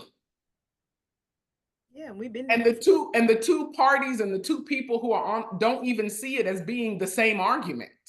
Because if you let the pro-lifers, the people out here holding signs at abortion clinics, on people, they will tell you that in their head, you're injuring yourself, you're injuring your reproductive organs, and you're injuring the unborn fetus in your body. So That's the pre-crime. For having a uterus. For having a uterus. And because I think you're going to do injury, because I think so. And because I think so, that's what. Now, it's your own, it's you. This is all contained in your vessel. And I can make an argument for why we should not have abortion, because it is a living thing inside of you and all the things, right? I can certainly make an argument on either side. But what I'm saying is that ultimately, this is, you are the inhabitant of this being. You have a brain with thoughts. You get to own those thoughts. You have a body, you get to own that body. In this world, not so. And everybody is picking at the thing, and nobody is saying, hey, why don't we just stop choosing favorites on either side of the coin and just let people live? And then when they commit a crime, then we go prosecute them for the actual crime. The thing that damaged the house, injured or harmed the animal, injured or harmed the person. Why don't we do that?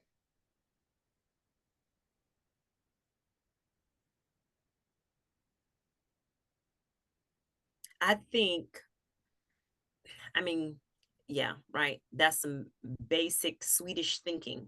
But here in America, but here in America, right, where people unfortunately have, I feel really bad for the people who have been lied to, right? We've been lied on. That's a whole nother story, right? That's a whole nother But the show. people who've been lied to, some of them, right? The ones who truly want to believe in Trump, to me, it is very sad because they don't understand how they are just being manipulated and used for an equal agenda, right? But that's You are everybody. It don't matter whether you believe in Trump or Kamala. You being used. Both sides of the coin. Everybody being used. everybody's being used, but I'm saying for them specifically because he's espousing, whether she says it or not, right? If he's specifically talking about espousing harm and his also incited, and I know people can make their own decisions, but incited an insurrection. Who people who really believe that we could take the White House. To me, at the end of the day, this is history keeps repeating itself, and it was all fun and games in a sense until this to people showed up to believe stuff. And because when on January 6th, when I was, somebody had to tell me to turn on the TV, and I looked at it like, what show was this? Like, oh, this is a good TV show. It got police drama and all that. What's that? Like, have you seen Designated Survivor? I was looking for Kiefer Sutherland. I know Kiefer Sutherland to come out. I know I love Designated Survivor. Okay, anyway. It took me a minute, like, and then I was like, because right, nobody was getting arrested, right? We're the police.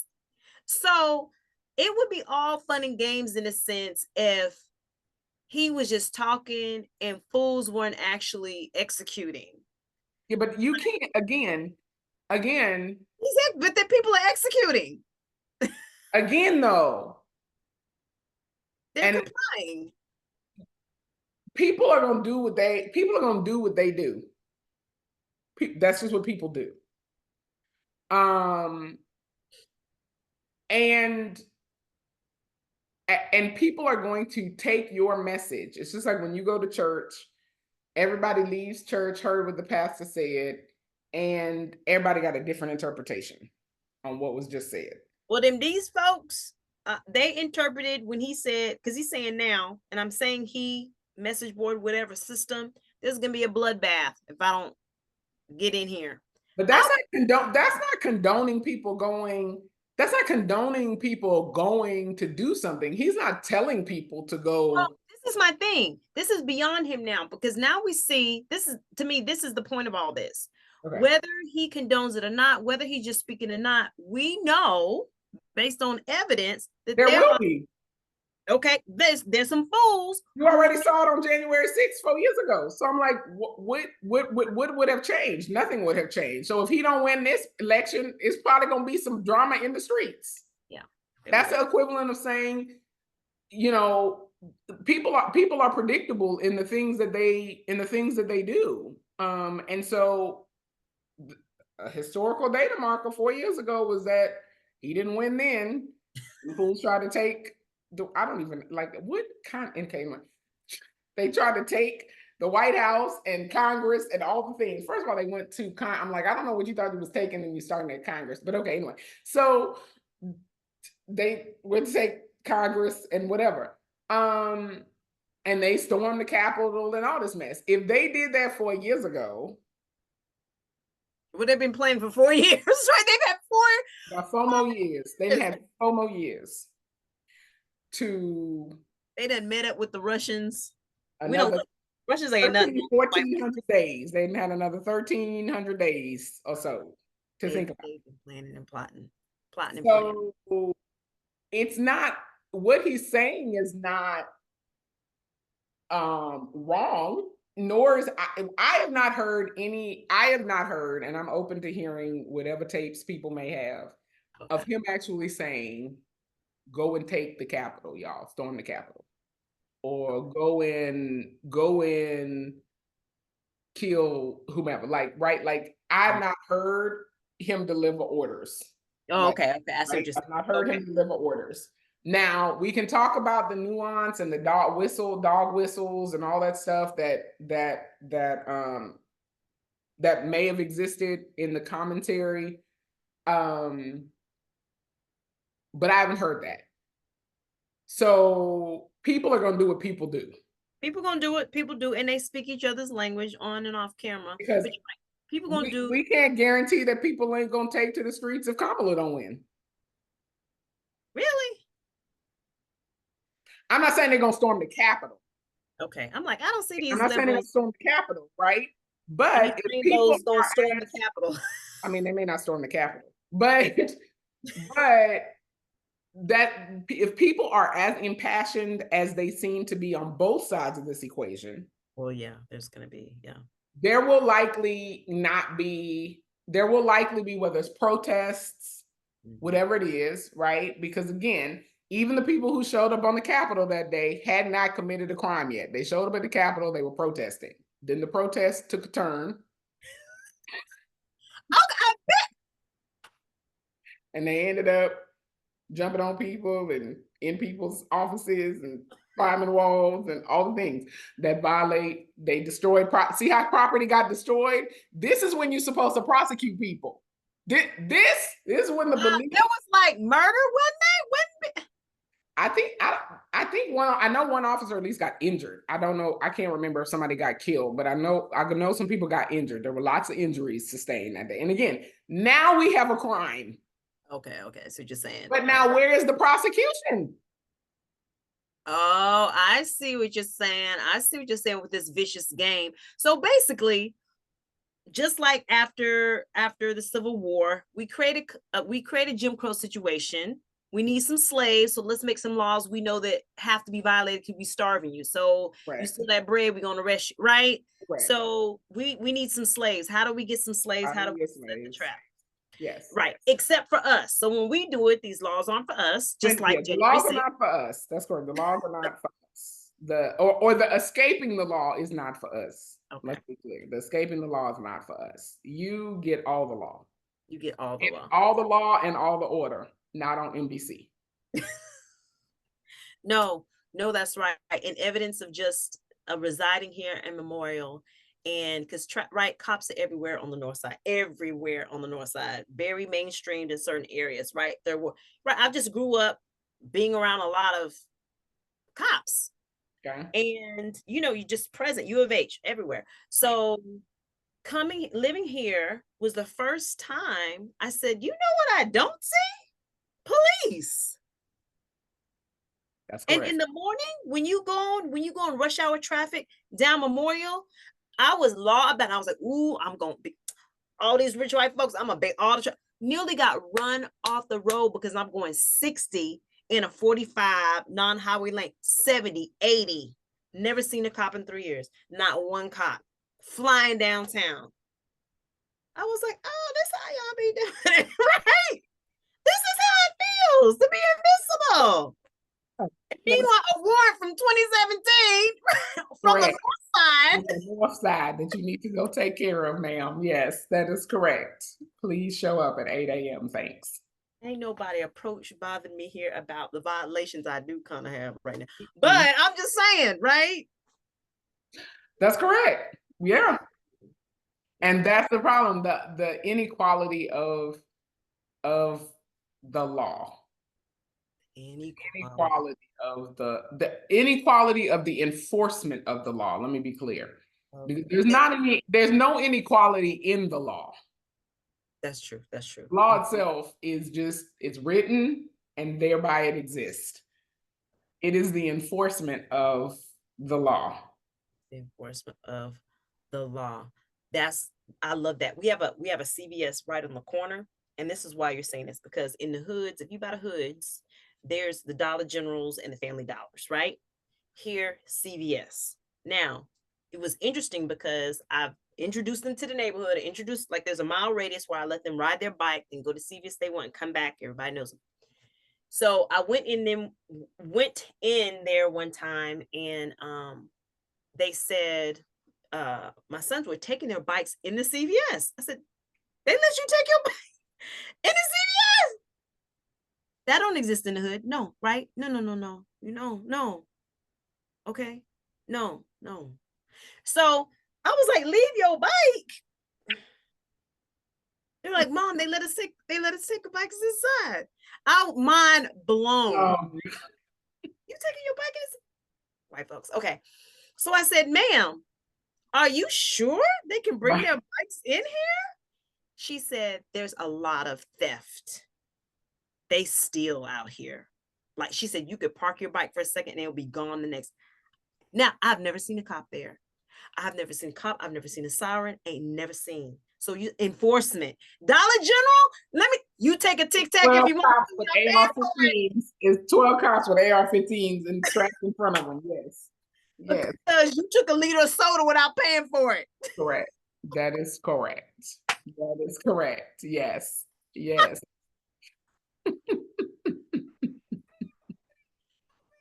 I've seen it. My family $1,000 busted window. I mean, crime tape coming off on Okay. Monday. They stole a package of ramen noodles. Yes, that is correct.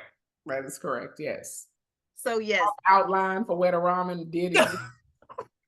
Correct. So you're right. Enforcement of the law. So to hear her say no, it's a lot of theft, but I have never seen a vehicle anywhere. Yeah. Right.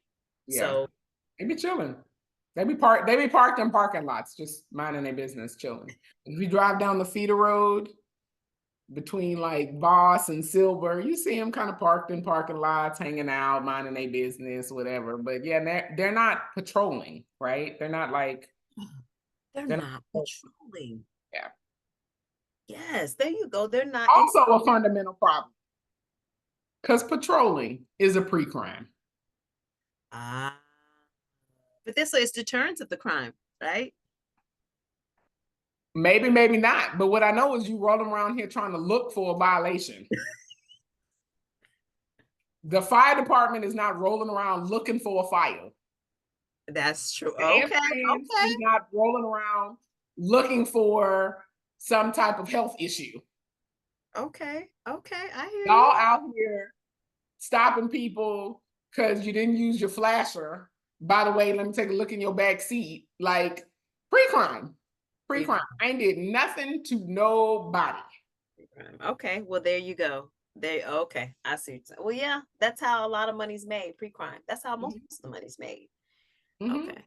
Pre-crime. Yeah. So where does that put us? Where does that put us in regards to? It's like how do I dig myself out of this?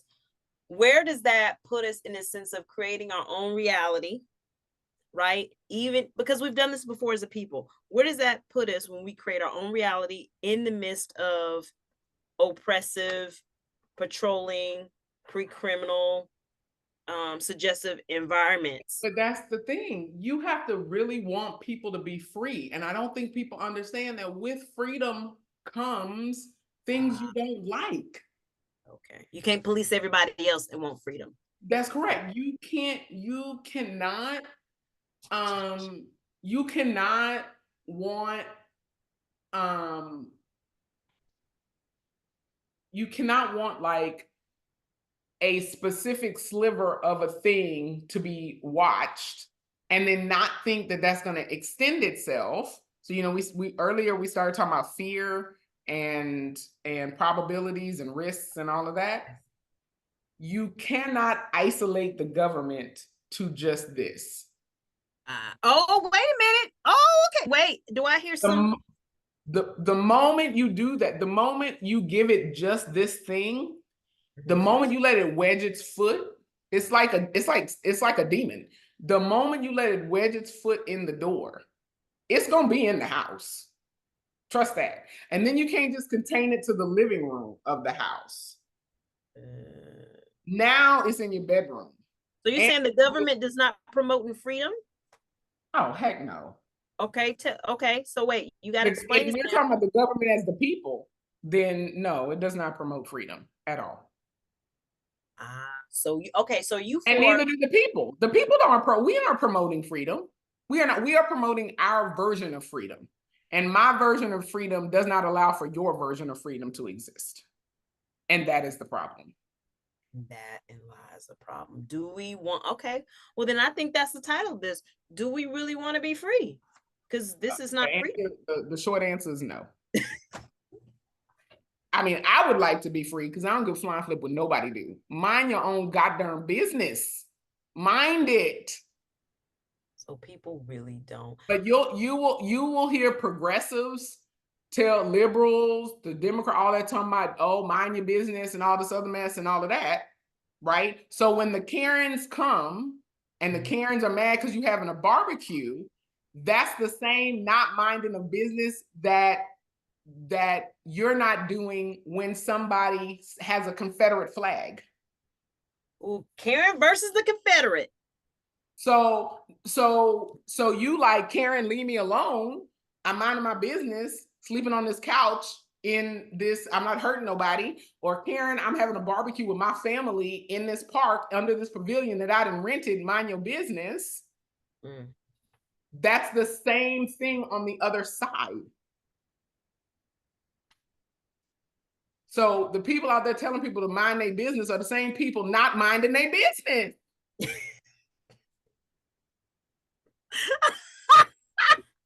Right? So wait a minute. So you saying instead of red state, blue state, we need to separate it. I mind my own business. I don't mind my own business. That is correct. That's the, and the people who mind their own business seem to be way less than the people who do not mind their business. So that's the issue. People who want to mind their business and people who don't want to mind their business. Okay. Because you all up in Jimbo's Confederate flag, which he can have on the side of his truck if he goddamn want to.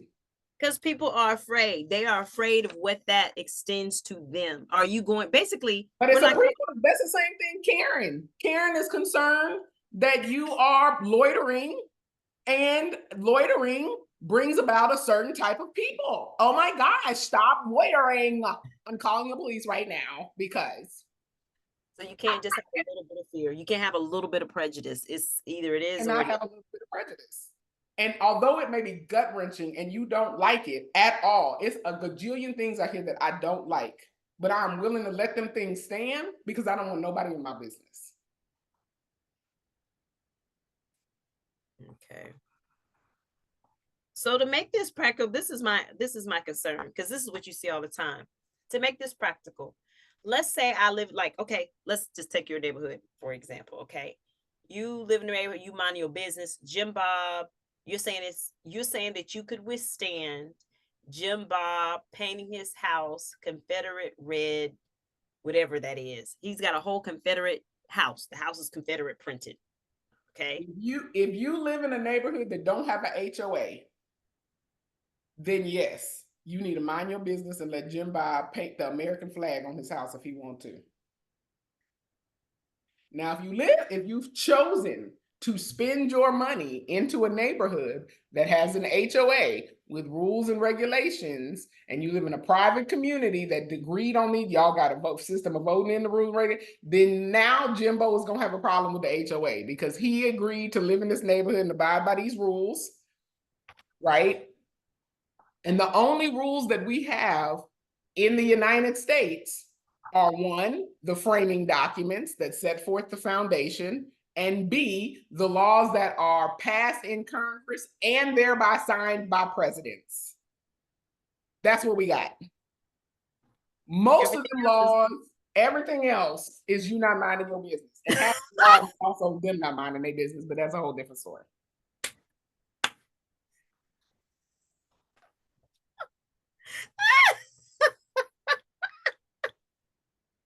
So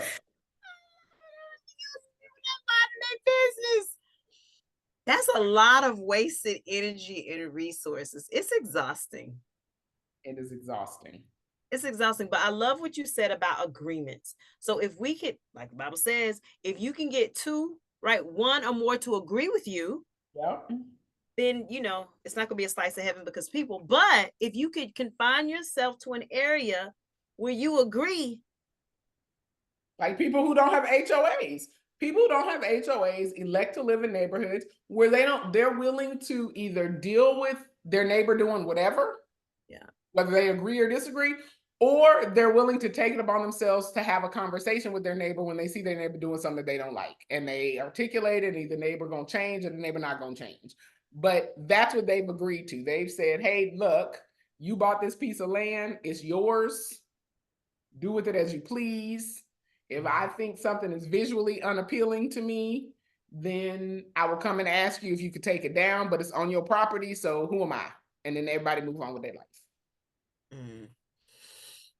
Okay, so man, well, I don't know. I think it's just time for a bunch of disagreements to happen because I don't agree with 90% that's going on. Most of our burdens is because there are improvements, but most of our burdens are because people are not mind your own business. Hence, like I never forget some of my older mentors, right? Our parents' age saying they remember when cars didn't have to be registered. They remember, That's right? correct. You had all these freedoms, Yep. right? So Yep. okay. It's Yep. like And the whole reason, which I heard Texas apparently has done away with the state inspection now. You but will know. not for Houston, I heard they're gonna keep it for Houston. Oh, they're keeping it for Houston. Okay, well, so but the whole reason again is pre-crime. Pre-crime couched as safety.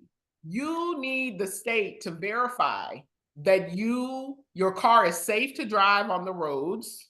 That, by the way, you pay for. They don't pay for it. That's other thing. They try to couch it like they own the road. They don't own nothing. Let's be clear. Everybody else owns it because it's your dollars that's paying for it. But the state needs to verify that your car is safe to operate on the road, because if it's not, it could, if was a fifth, it could cause an accident, which ultimately could harm people, property, or other living creatures. It could. Thereby, pay these $72 every year and get your car inspected, because it could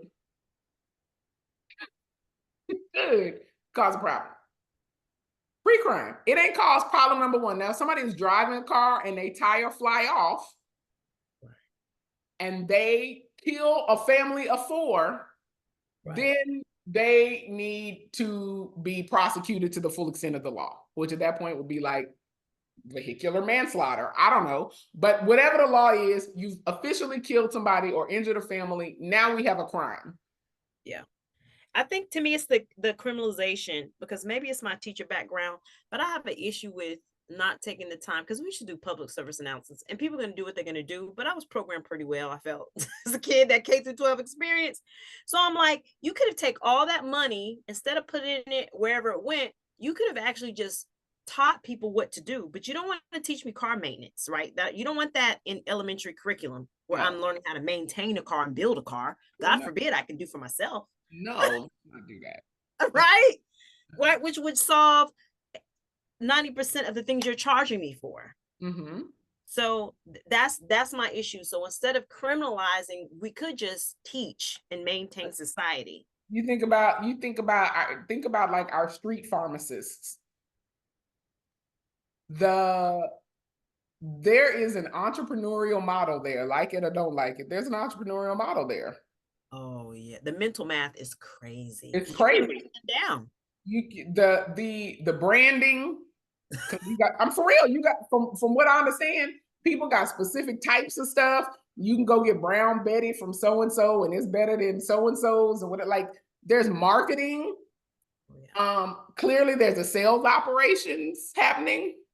That, like, all of that. But instead of telling somebody and helping somebody figure that out in the legal sense of the thing, you just let them flounder and do it from an illegal side of things. So to your point about what we teach in school, why wouldn't you teach an entrepreneurial class? Right. Why wouldn't you teach so that, because clearly the energy is there. Mhm. Yeah.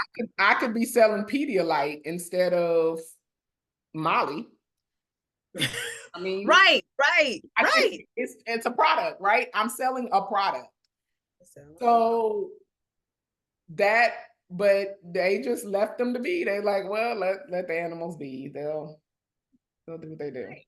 But they will, but the Karen right will have you arrested for selling that without a license. So yes, there's got to be a Karen will have you arrested if you are selling lemonade. Let's be clear. It's been a lot of kids. I don't know if you remember during COVID, it was a lot of Instagram videos and stories on Facebook about kids who were like, their parents are trying to teach them how to be entrepreneurs.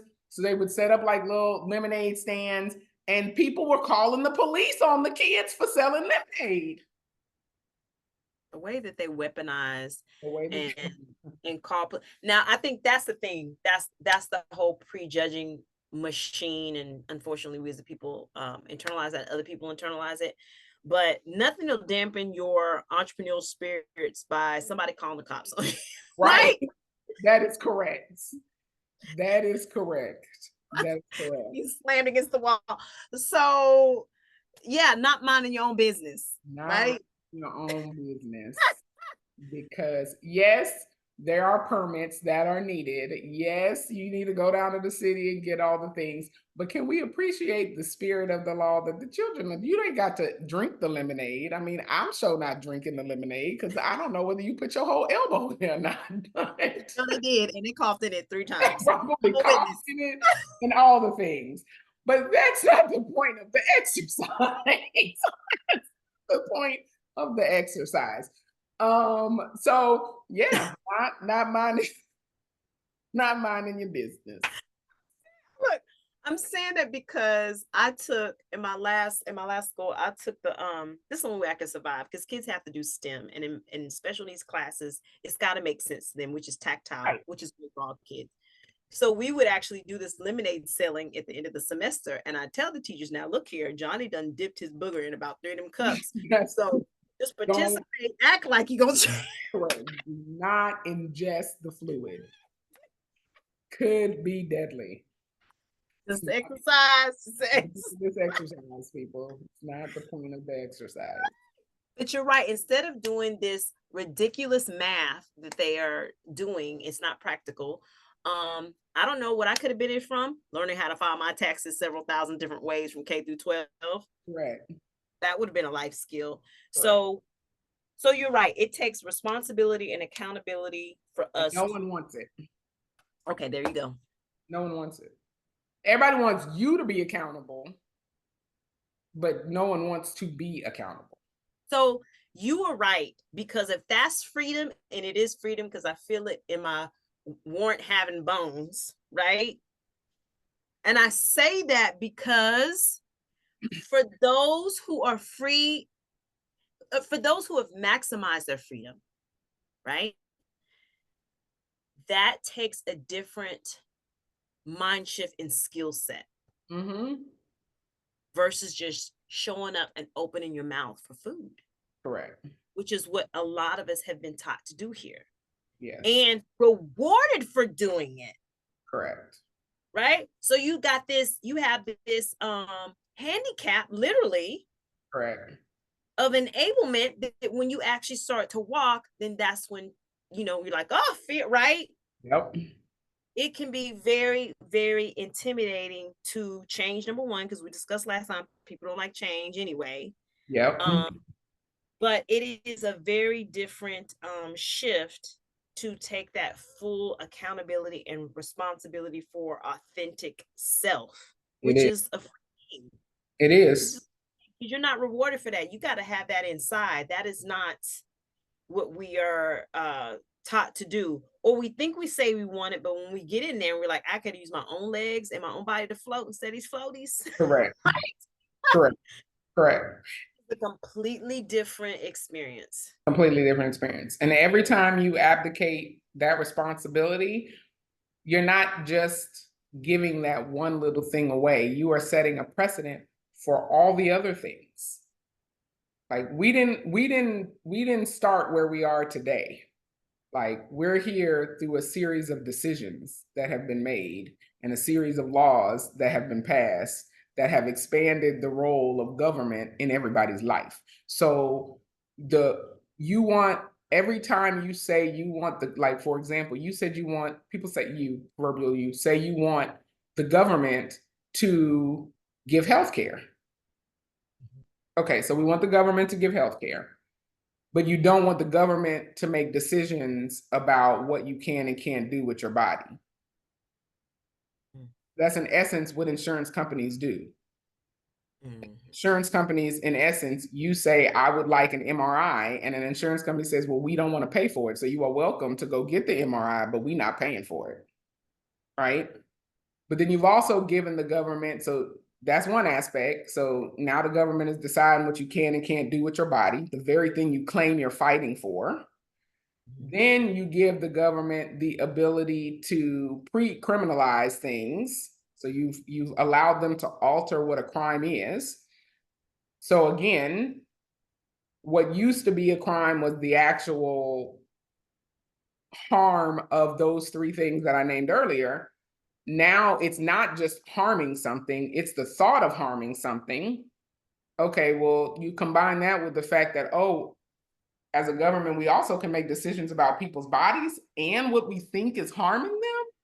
Oh, great. Now I can tell you, right? So it is not just the isolated chemical by itself, but when you put the chemicals, each individual chemical together in the puzzle piece, that creates the explosive outcomes that you see. And nobody likes it, but nobody wants to run it back either. Nobody wants the government telling them what they can and can't do with their money. But we let the government it kind of encroach on private banking. Well, where's your money at? In a private bank. So we don't want them telling us what we can do with our money, but we gave them the ability to tell the people who hold our money what they can do with the money. That's the same difference. They just now have a middleman in the place.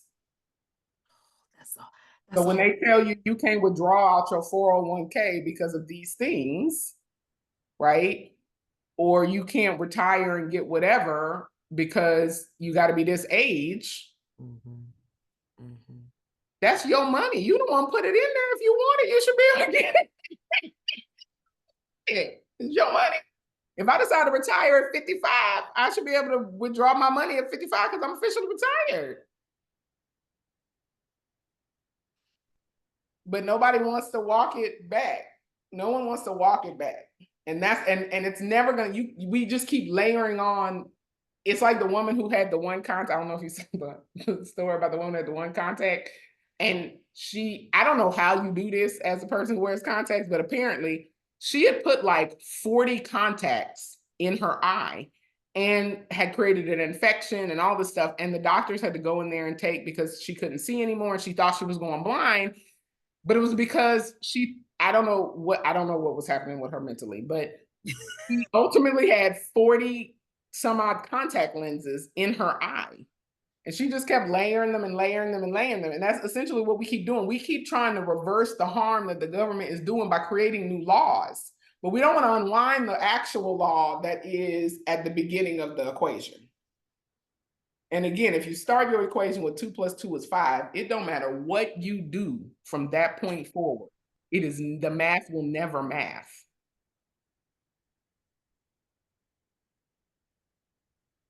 And that's so deep, and that's such a good analogy. That's so deep, and that's such a good analogy because it forces people.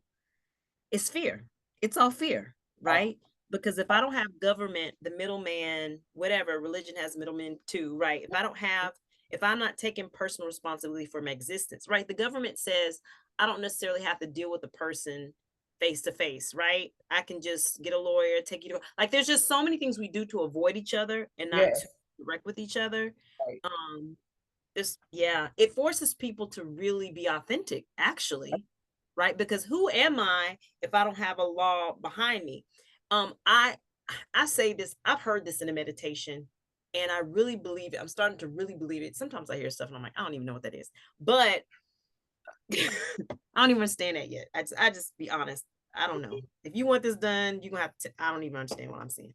So what I did, child, did I tell you? I used to dream of the internet before I had a concept of what that was. Oh, And wow. I wish I would have, I might have been 17, and I wish, some To said put Google. $10 in Google stock. That's Right, something.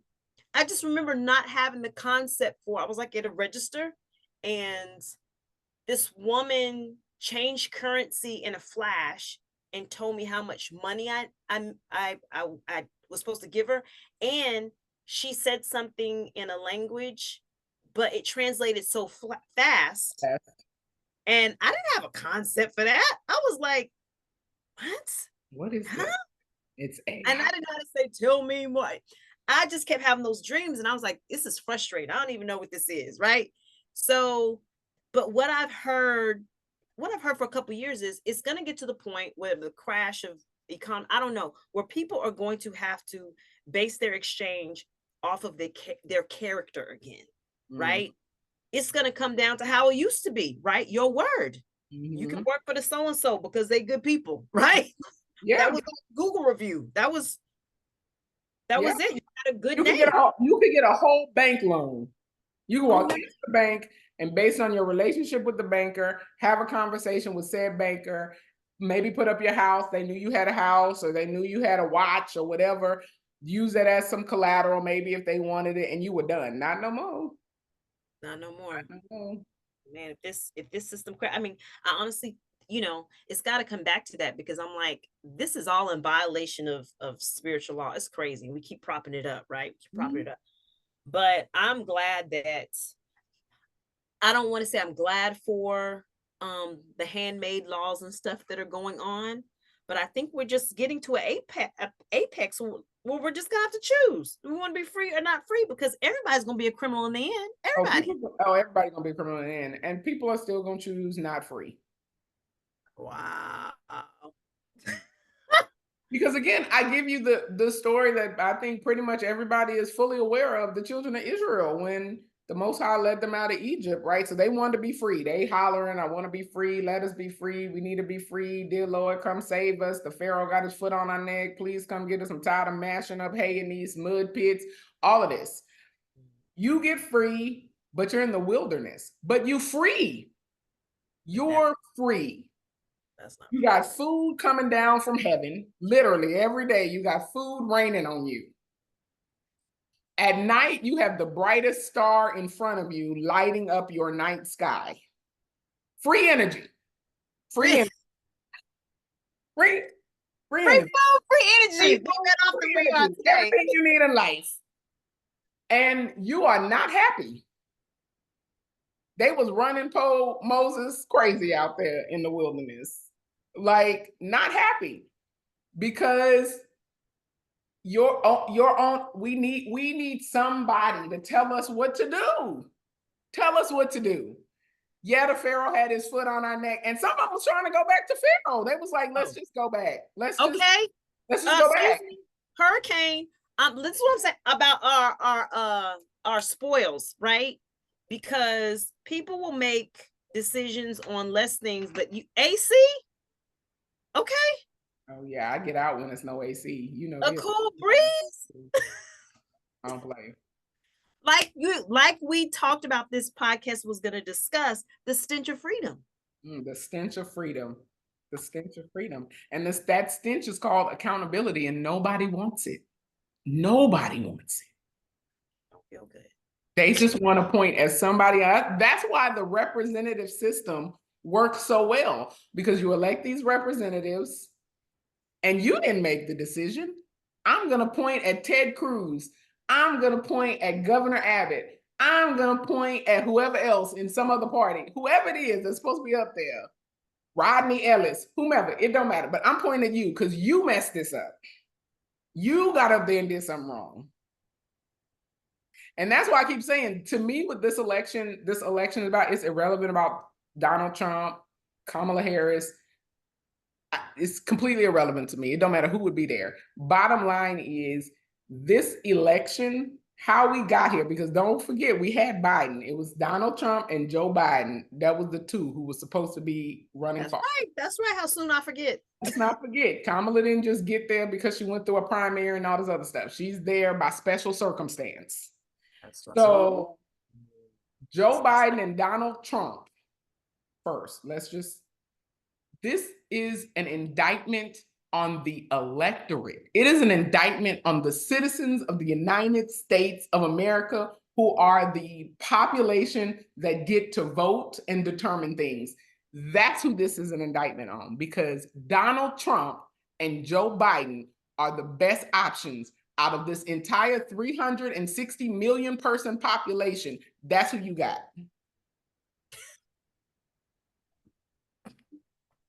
That's who you got. You're not gonna, no one's ever gonna convince me that I need to have a conversation with Donald or Kamala. Because this ain't even about them. This is about all the people who consider themselves citizens of the United States. Natalie for representative. See me pointing at representative? Natalie for representation. I'm not running for all y'all fickle. Today you my friend and y'all ready to vote for me. Tomorrow you got something to say about what I said and didn't say and why I didn't vote this way, whatever. No, bye. Get out of here.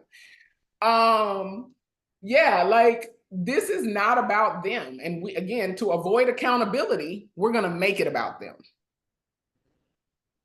Oh, so this is an indictment on every living soul, accountable living soul in America. Every accountable, because ultimately, let's be clear, before it was Donald and Joe, there was a primary that happened in 2020. That's true.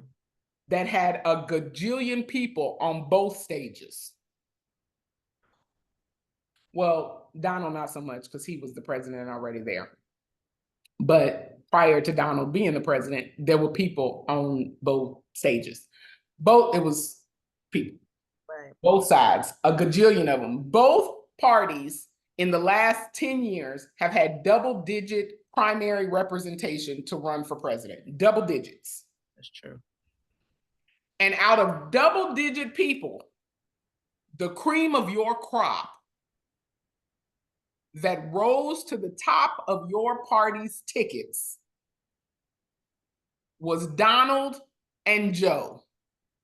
She's on first name basis. I don't have nothing else to say about the people in this country. I'm done. And they can keep talking about whoever is running at the top. This is representation. This is who you said was the best of you. This is about your creation, which goes back to the stench of freedom, accountability. There is none. There's none. So we have an accountability. We have a human issue. We have an accountability issue. That is correct. Oh, we have accountability issue. Personally, yes. Professionally, all the things. That's why people don't know how to say I'm sorry. That's why people don't know how to own their stuff and keep traumatizing other people because they don't want to own the stuff that they're doing. It's the whole thing. It all boils down to accountability. This was the last conversation we had when we were talking about, you know, yes, I understand there are lots of external factors that happen in and to Black people and all that, but at what point are you going to take where do you see yourself in this accountability? So we've definitely laid accountability for redlining with the people who redline. We've let like that. We got them people accountable for we then said they the one did it. Now, okay, great. We've identified them. What do you see any accountability for yourself in this? Man, let me tell you, okay, we're trying to make this a forever podcast, but let me tell you something, because I mean, this is deep with humans. This is deep with the community. It's definitely deep with me because, again, going back to the Matrix, that programming is so strong, and the fact that you're talking about accountability, right? Um, man, and what I can control, and having the awareness, consciousness, and ability to process and move yourself into the next best step. Unfortunately, a lot of us don't get there. Some of us get there too late, but that is the work.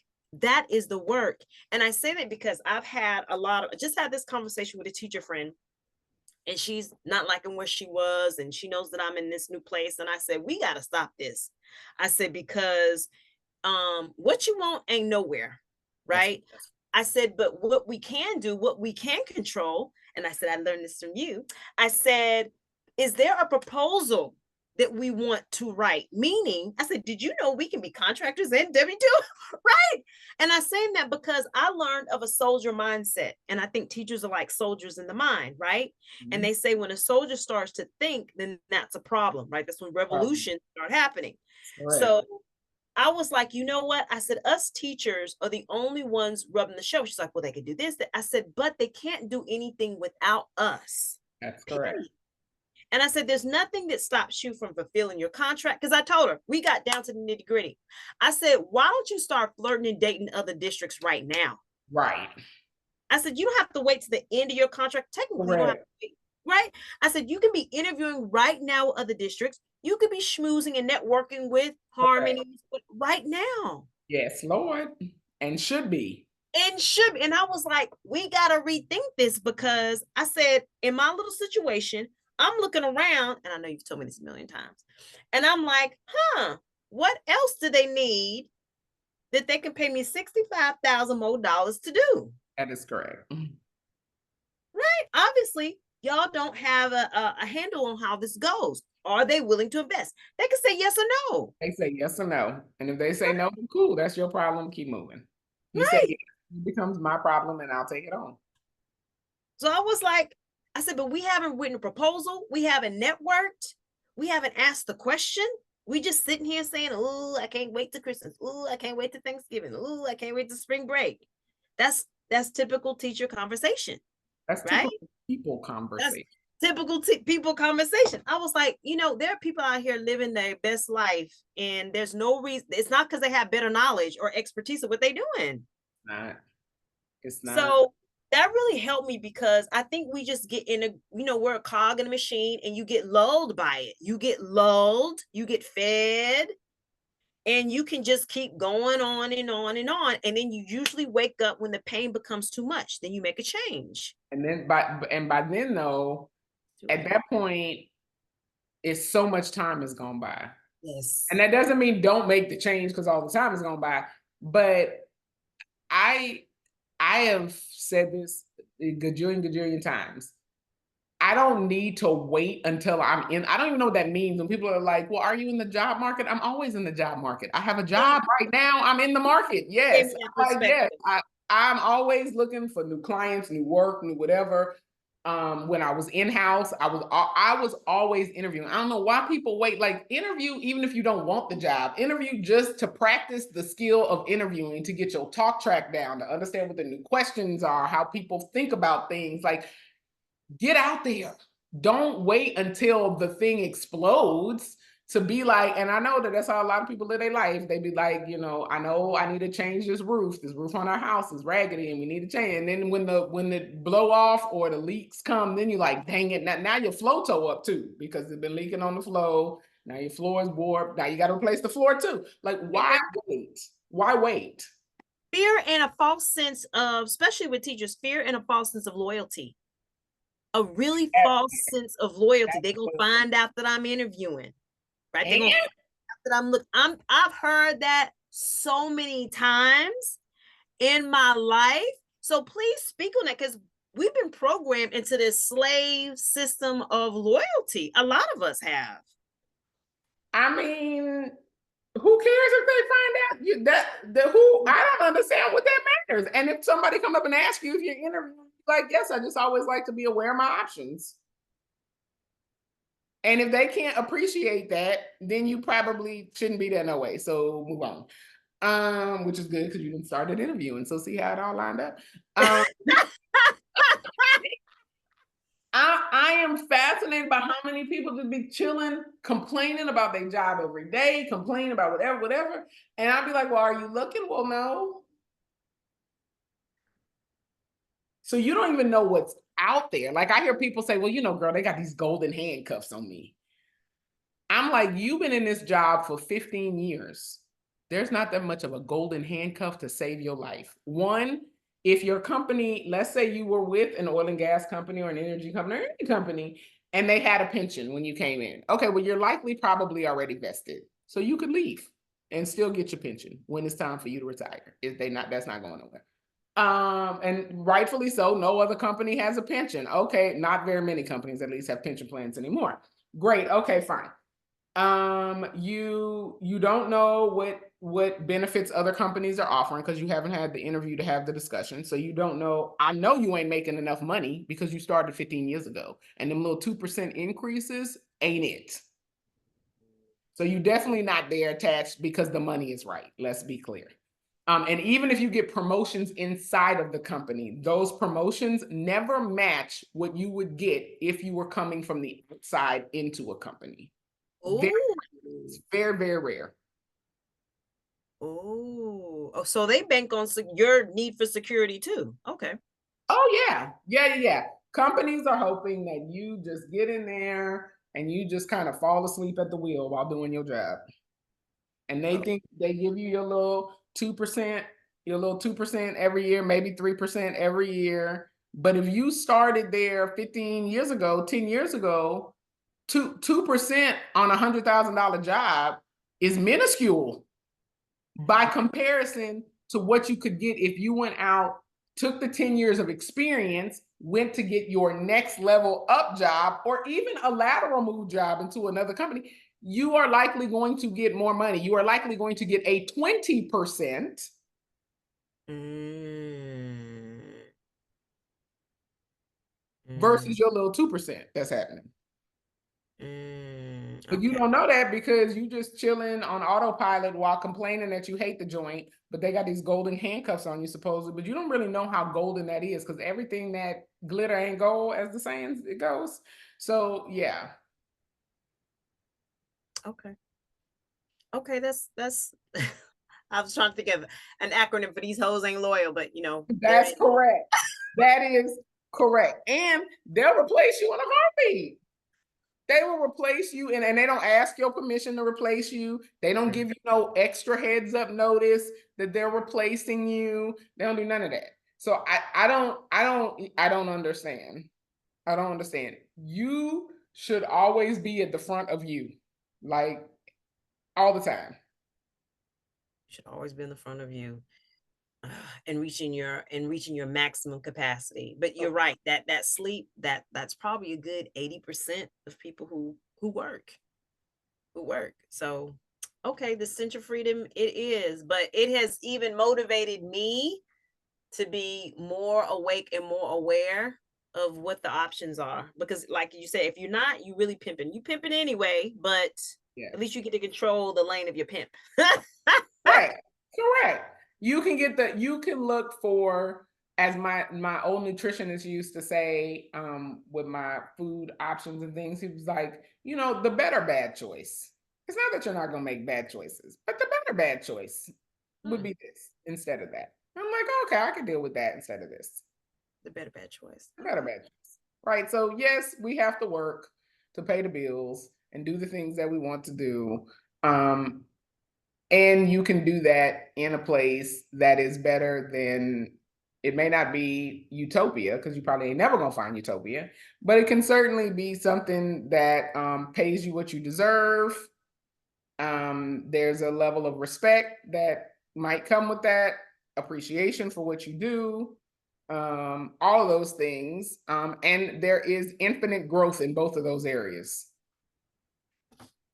Even though we're recording this, I'm writing it down because that sound wisdom, right? That's not, you're gonna find that everywhere. You know what I'm saying? I mean, you might find it everywhere, but it might take longer for you to find it at the next place. It's true. Corporate America is jacked up. All jobs are jacked up, period. And you will find it everywhere. But there's something about being new in an organization. And that's why now you're starting to see this 3 to 5 year turnover rate in companies where people aren't really being around past 5 years, because that's when the mess really starts. Like the mess starts The honeymoon year period. three. Year three is when it starts to get a little sticky, and then you got to start to make decisions about, do I want to stay here? Don't I want to stay here? I want to deal with this. Yes. I just did this at my last job, right? And then you might make it to year 5, and then you're like, okay, well now I got this other opportunity because I went out here and looked, and this other opportunity, and then I get to reset. I get to reset the clock. I like that. Yes, yes. So basically, we can be, is it polyamorous? We need to think about, yes, when it comes to working, that's how we need to think about this relationship. It's not about, we're not monogamous in our career. That's not how this goes. that is correct. That's over, that's dead. That was, yeah, okay. Yeah. Okay, that was our parents, but it doesn't serve you. It doesn't serve you. And you even see it, even if it doesn't make sense to you because you think that's not how it works or whatever, look at the CEOs and come. So even the C-suite. So even the people who have attained the pinnacle of success in corporate America, made it to the C-suite. A lot of them are hanging around for 20 years, 10 years in their C-suite position, 5 years on average. Then they roll on to the next company and take the helm there. Like, wow. I never thought about that. But yes, okay.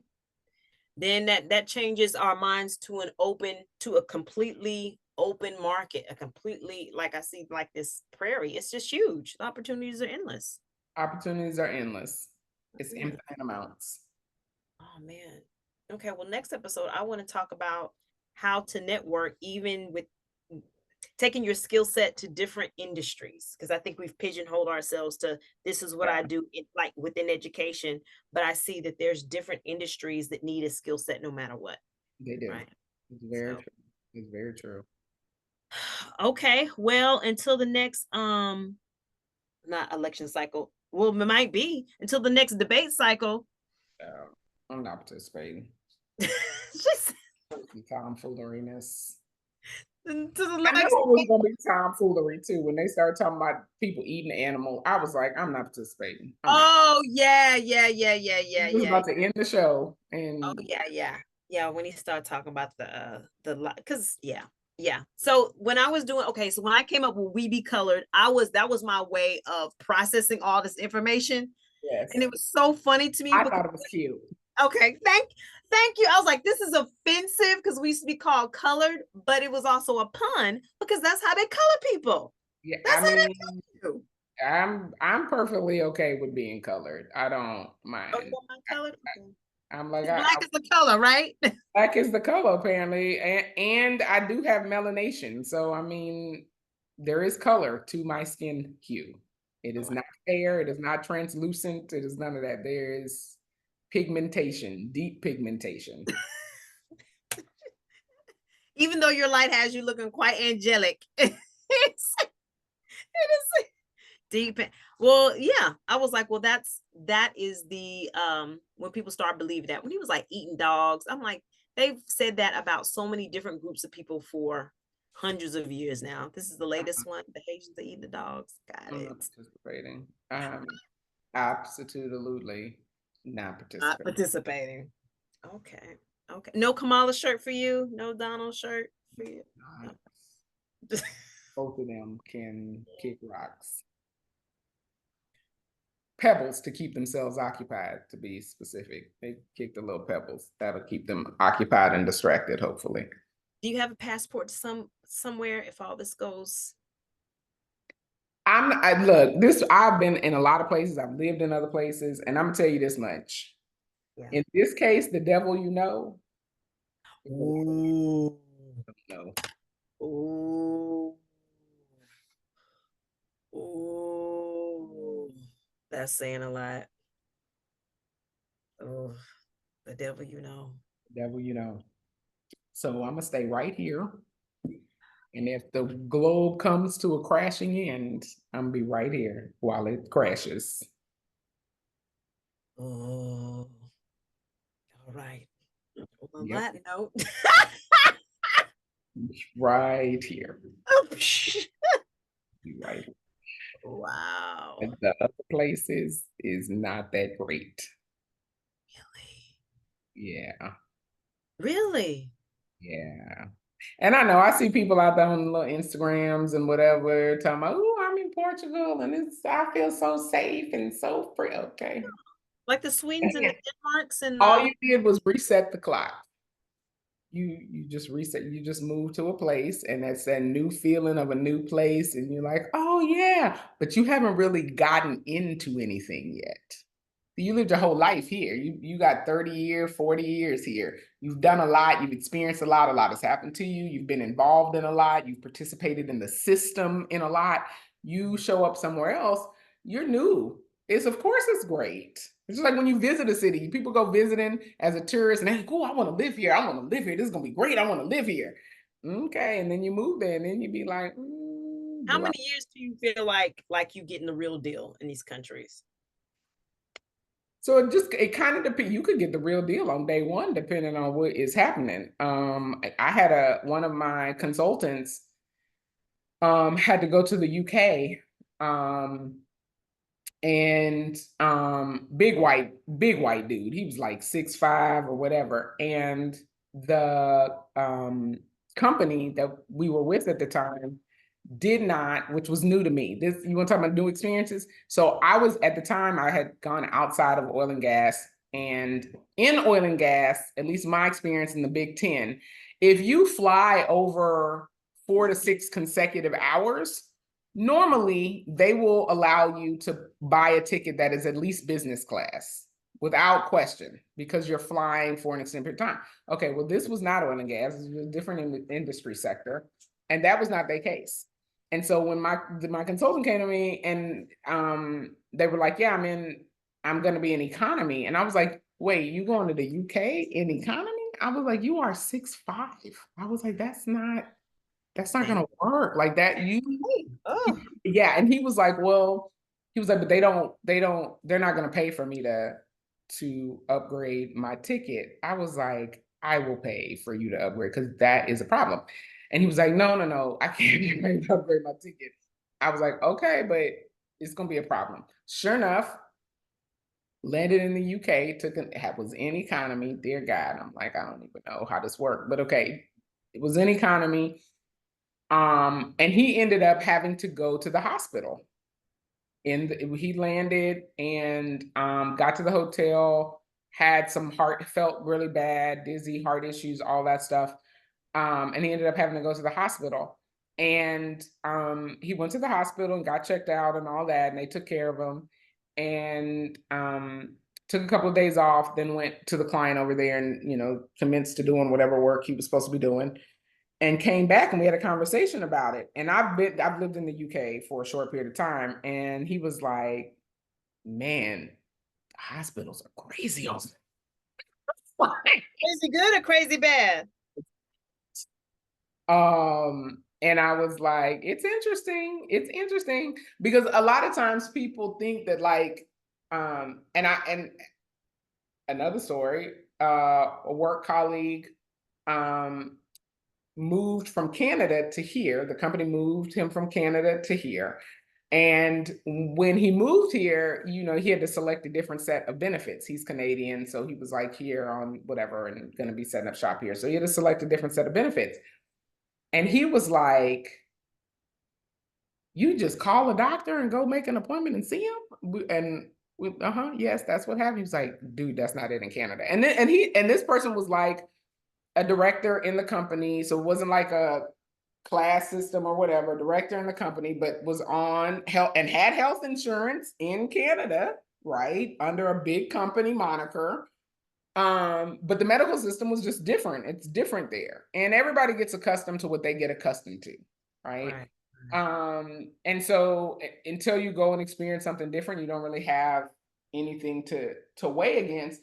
But there's very much a public and private. Even though they talk about free healthcare, all these other places, it is very much, there is still private insurance on top of that for the people who are the haves. That's true. That's right. So don't get it twisted that like somehow this public healthcare system that's something like it it is not that great either. Let's be clear. And yeah, you can talk about medical drug costs and all of that, but again, that's a conversation that we should be having here about why it costs that much. Mhm. When it costs 5 cents to manufacture the drug, it may have cost 5 billion to get to the drug, right? But then how are you going to spread those costs across your patents that you get to hold, so nobody is going to be able to make that drug? You're the only person who's going to make it, so how are you going to recover the costs and give the shareholders all things, right? So that's a whole different conversation and a different model. That being said, I said all that to say that you get used to what you get used to, and depending on what you need to experience, if you land in a new country and you have to experience the hospital within a week or two of being there, Mhm. you're going to find out whether you like it or don't, right? But if you get dropped into a new country and you're there and you just living your little life, right? You go to the grocery store, you eat dinner, you've met some friends, y'all hang out, you have a job, whether it's remote or in person or whatever, you go to work, whatever, you haven't really interacted with the system. Yeah. Yeah. The system. There you go. And that's the issue. The issue is that when you are really embedded into a place, oftentimes you are interacting with the system, but you haven't done that yet in the country. So you haven't formulated any opinions really about what it is to really live life, because it's the system that you're living life with. It's not your neighbor. It's not the waiter at your favorite coffee joint. That's not what you're living life with. You're living life with the system. That's deep. That is so deep. Yeah. And Yeah. so when you get to these other places, and even right here in the United States, right? I'll never forget. Martin and I had to file. We went to file a long time ago. We went to file a lawsuit, and we went to the county clerk to file a lawsuit. And the county clerk. So most people don't interact with their county clerk. They never have to ask for a death certificate. They never have to ask for a birth certificate. They're not going down there to file for a DBA. They don't have property or have an issue with their property taxes. They aren't like, there's no interaction with the system. So most people haven't formulated an opinion about the county clerk. They don't even know what the county clerks do most of the time until you have to go and deal with that system. Mm. Then it becomes an issue when suddenly because you're not an attorney and you're representing yourself, they don't want to file the papers because you're not an attorney. So now they acting like you a second class citizen in your own place, and they got issue with the papers, and you should have done whatever, and that's not really what it says. And by the law just need, well, we like it this way. I don't care how you like it. That's not what the law say. I like gravy on my stuff, and that don't mean that's how it come all the time. So like, until you start to interact with the systems that create the power structures in these places, you don't really have an opinion on how great the place is. That is crystal clear. That is crystal clear. That is crystal clear, especially if even if you are, like you said, even if you do live in a space, but you've never had to truly interact with the system, it's a great space. It's a great space. I'll give you the fact, even when we were in high school, so one of Mhm. my best friends, you know them, I'm gonna leave their name out of this, but one of my best friends went to the same high school with us, thought that the principal at the time, the white principal that we had, last name Patterson, not to be confused with the black Patterson, but the white Patterson, was the greatest thing since sliced bread. She thought he was awesome. Great principal. Her experience with him was nothing. She basically saw him in the hallway, they waved, whatever, right? And she would go on to her classes. My experience with him was entirely different because every year I got to meet him because I didn't want to stand for the pledge. So every year we had to have the discussion, and every year he would be like, he didn't understand and it's not patriotic and it's whatever. And I'd be like, that's your belief and I'm still not standing for the pledge. And we had this very combative relationship. that had nothing to do with him, but he didn't like me because I had an opinion and I wasn't fit to do the things that he thought I should be doing, even though there was no law that said I needed to be doing it or policy that said I needed to be doing it. And because of that, he would stop me in the hallway after basketball practice and be like, and I had my little scarf on to keep my little edges down, try to keep my little edges laid. And he would ask me if I was gang affiliated. He was like, "You're wearing a bandana. Are you gang affiliated?" "Yeah, Mr. Patterson, I'm gang affiliated. I'm a National Honor Society with a 4.0 GPA who got a 1300 on their SAT. And yeah, I'm gang affiliated with a pink bandana on. Yep, that's me. I'm gang. Yep, 100%. Right? So my interaction with the system was entirely different than her interaction with the system. So if you ask her about high school and the system of high school, is great. No problems at all. That's her experience because she wasn't really in contact with the system. She just kind of went to school, showed up, did the things, went home. That was the routine. So yeah, okay. Well, that goes back to compliance. If you are in compliance, the system is great. It loves you. The system loves you. if If you you are not, if you ask no questions of the system and why the system does the things that it does, it loves you. if you worship the system, then you are worthy. Yes. Really. Wow. So, then it's not about religion. It's not about all these things. It's the system. It's a It's the system. system. Yeah, because in religion, you can't ask them no questions neither. You come around here asking some Part of questions. the system. Yep, my husband found that out about his church that he loved dearly. And when we first met, I dogged him out because of his church. I was like, "This church crazy. I just want you to know I'm gonna show up though, because I'm being the wife that's supportive. I'm over here, I'm doing things, I'm gonna show up. I show up late because I don't really want to be here, but I'm used to drive him crazy." And then he started reading the Bible a little bit more. He got more immersed. His meditation, his prayer life changed, all that. He started asking questions. And he was no longer a good disciple at that point.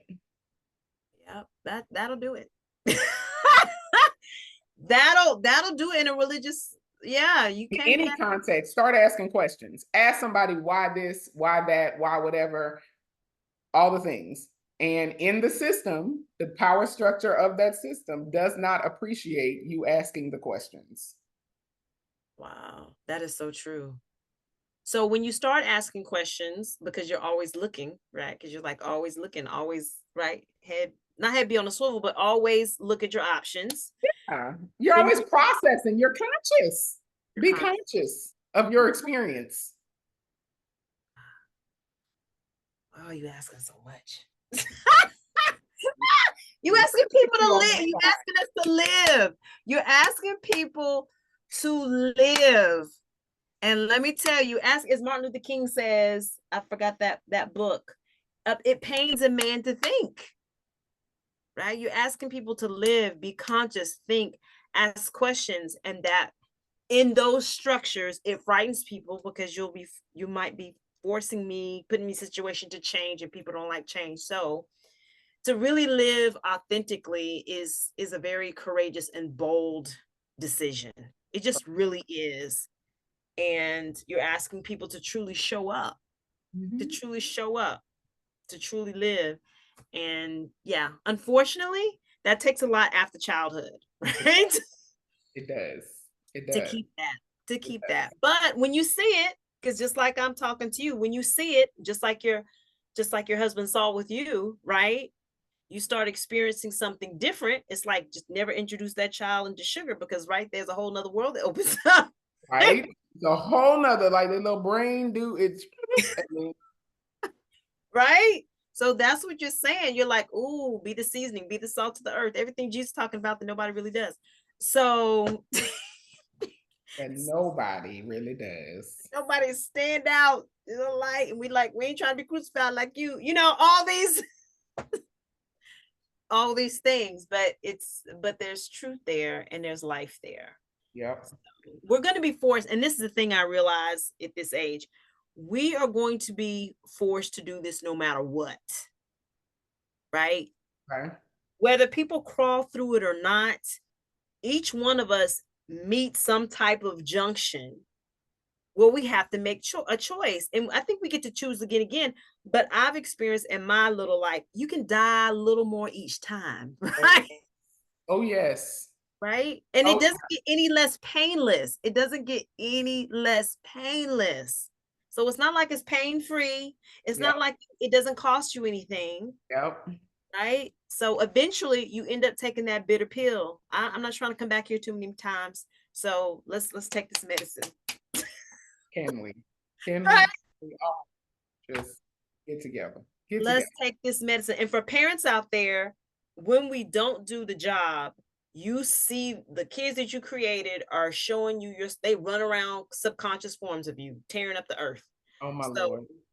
do the work and then don't deny it. Oh no, just like the man's child who shot up the school and they finally went and arrested him. Thank God. Right? Because who gives their child? Who gives their 13-year-old a rifle? Then they say Like AR to 15s. own, to like own, like it's yours. Like again, I'm all for guns, love them dearly, and I have my own little arsenal. But do you need to have your own gun? Like I feel like we could put it in the safe, and um should you need it, for example, because somebody has broken into the house or something, great. But to just give you your gun to keep so you could keep it under your bed and I can't track where it is on any like that. I don't understand. Right. And like you said, the enforcement of the law, I think the biggest piece of that, because when it comes to people acting like my population that I teach, you can always track it back. There was a meeting, there was a letter, there's a paper trail of take your guns away from your son. So what was it with the system that did not enforce when this kid showed up at the And his beginning? own mama called the school. This is the thing I don't understand. When people's parents, when mamas, forget parents, forget daddies for a minute. Let's hold off on the daddies. But when your mama, the person who pushed you out of themselves, calls and tells you that something's wrong with their child, please don't let them in the school. Please don't let them in the workplace. Please don't whatever. Please call the police right now. They're on their way to you. I don't know what they have. Like when somebody on mama called and tell, just like when somebody mama tell you when you walk into their house with their son, and she be like, "Girl, God bless you, because you with him. You need to leave because they mama didn't convicted them, and mamas know their children. You should be gone. Don't be acting surprised 4 years down the line when you be like, oh my God, I didn't know that's what she told you, that God bless you when you came in. So when the parents and the mamas be like, somebody do something because whatever, I don't understand why yeah. Well, and typically that, not always, but typically, unfortunately, white folks, their privilege is eating them up, right? Chickens come home to roost It is. because nobody's taking you seriously when you asking for help Right. until all of us have suffered. I don't know if you sent me a video. It was two sisters in that school, and one of the black girls, the teacher of his classroom, somebody knocked on the door. She said, open the door, it may be so and so. And this is hilarious because this is the hood in her. And I'm like, yep, that makes sense. She said, I don't just open the door for nobody. I got to peep at him first. Right. So she said, I peeped and I saw he had a gun and Right. slammed the door shut. And as a result, he went on down to another Down the road. And I'm like, see what up? Y'all need to give her the Purple Heart Gold Medal of Honor. Right. She saved children's lives in that classroom. That is correct. That is But correct. not enforcement of the law. Nobody's supposed to open it. Kids are not supposed to open doors. That's Right. supposed to be the law in that district. If it's locked, they're supposed to come in with a key. Yeah. Period. So on down the line, you see violation of these safety protocols, and I'm like, y'all keep doing it. Y'all keep doing it. It's usually preventable, but again, that takes accountability and Accountability and responsibility. And it stinks like freedom. It stinks too much. Too much. Instead of just owning your stuff, you'd rather just tell people they can't own a gun. And the moment they tell you can't own a gun, you also not going to be able to own anything else. Trust that. Trust.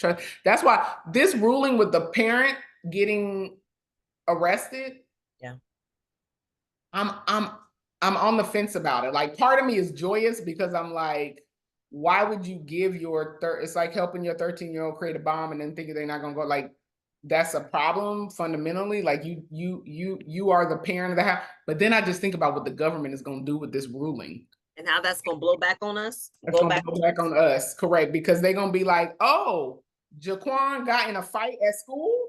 Oh, parent, you're at fault because Jaquan is fighting at school. Now, you already told Jaquan not to fight at school, and he Right. went over and did his own thing anyway. But now he didn't fall, he broke a boy nose. Now you going to jail and Jaquan going to jail. Yeah, that can definitely be used against us. That's correct. And that's why I'm on the fence. And that's how you On the fence, because I'm like, whatever they doing, if they did this, then God darn it, it's been 5 years. It's gonna be way worse than what we thought it was. We are overjoyed by it. We're like, yes, parents, accountability. You need to be at whatever. And then in 5 years, when they like, oh, Jaquan was selling, or Jose was selling, or who they coming to get you, parents. That's slippery slope, because you can say it's never, the apple never falls far from the tree. I don't care what they say. Right. You can say somebody did something to that parent, right? Then we got to go back and get them. Then we back in biblical times again, right? Yep, that's correct. That is correct. That is correct. That is correct. And that is my concern. And do believe that when that extends to us, that will become the sole focus of the law. Well, then slavery, it's then that could be, how do we, not that I want to speak this, but I could clearly see how people end up back where they started, because that's a slippery slope back to slavery. Now we jailed all the parents. Like, who else do you blame? Like Nazi Germany. Who else do you keep blaming for this? You keep blaming for the thing. Yeah, but worse. Yep, but worse. I think we saw world peace if people would just take a listen and apply these principles. Apply these principles to your life, people. Apply these principles to your life. And then also espouse these principles to others so that they may be able to possibly apply them to their life. Sounds like a church. I think it's the religion of Natalie. Okay, we'll take and Rebecca, don't remove yourself. You see me one accountability. That's accountability. You own this too. I don't want the blowback. I don't want the accountability if this turns south, right? Y'all hear what they said? Right? Oh my goodness. Yes. Think twice. It's not really me. It's not. My account has been hacked. Right. It's not me, right? Deep fake. If this goes south, it's a deep fake. Okay? It's a deep fake. Oh my gosh. Okay. All right. This is good. We're gonna stop here. And until next time, look, we got to start smelling this stench of freedom, because it's all we really got. It's all we really got. We have. I'll meditate on this Sabbath day on that. On that. All right. Well, blessed be. Have a good weekend.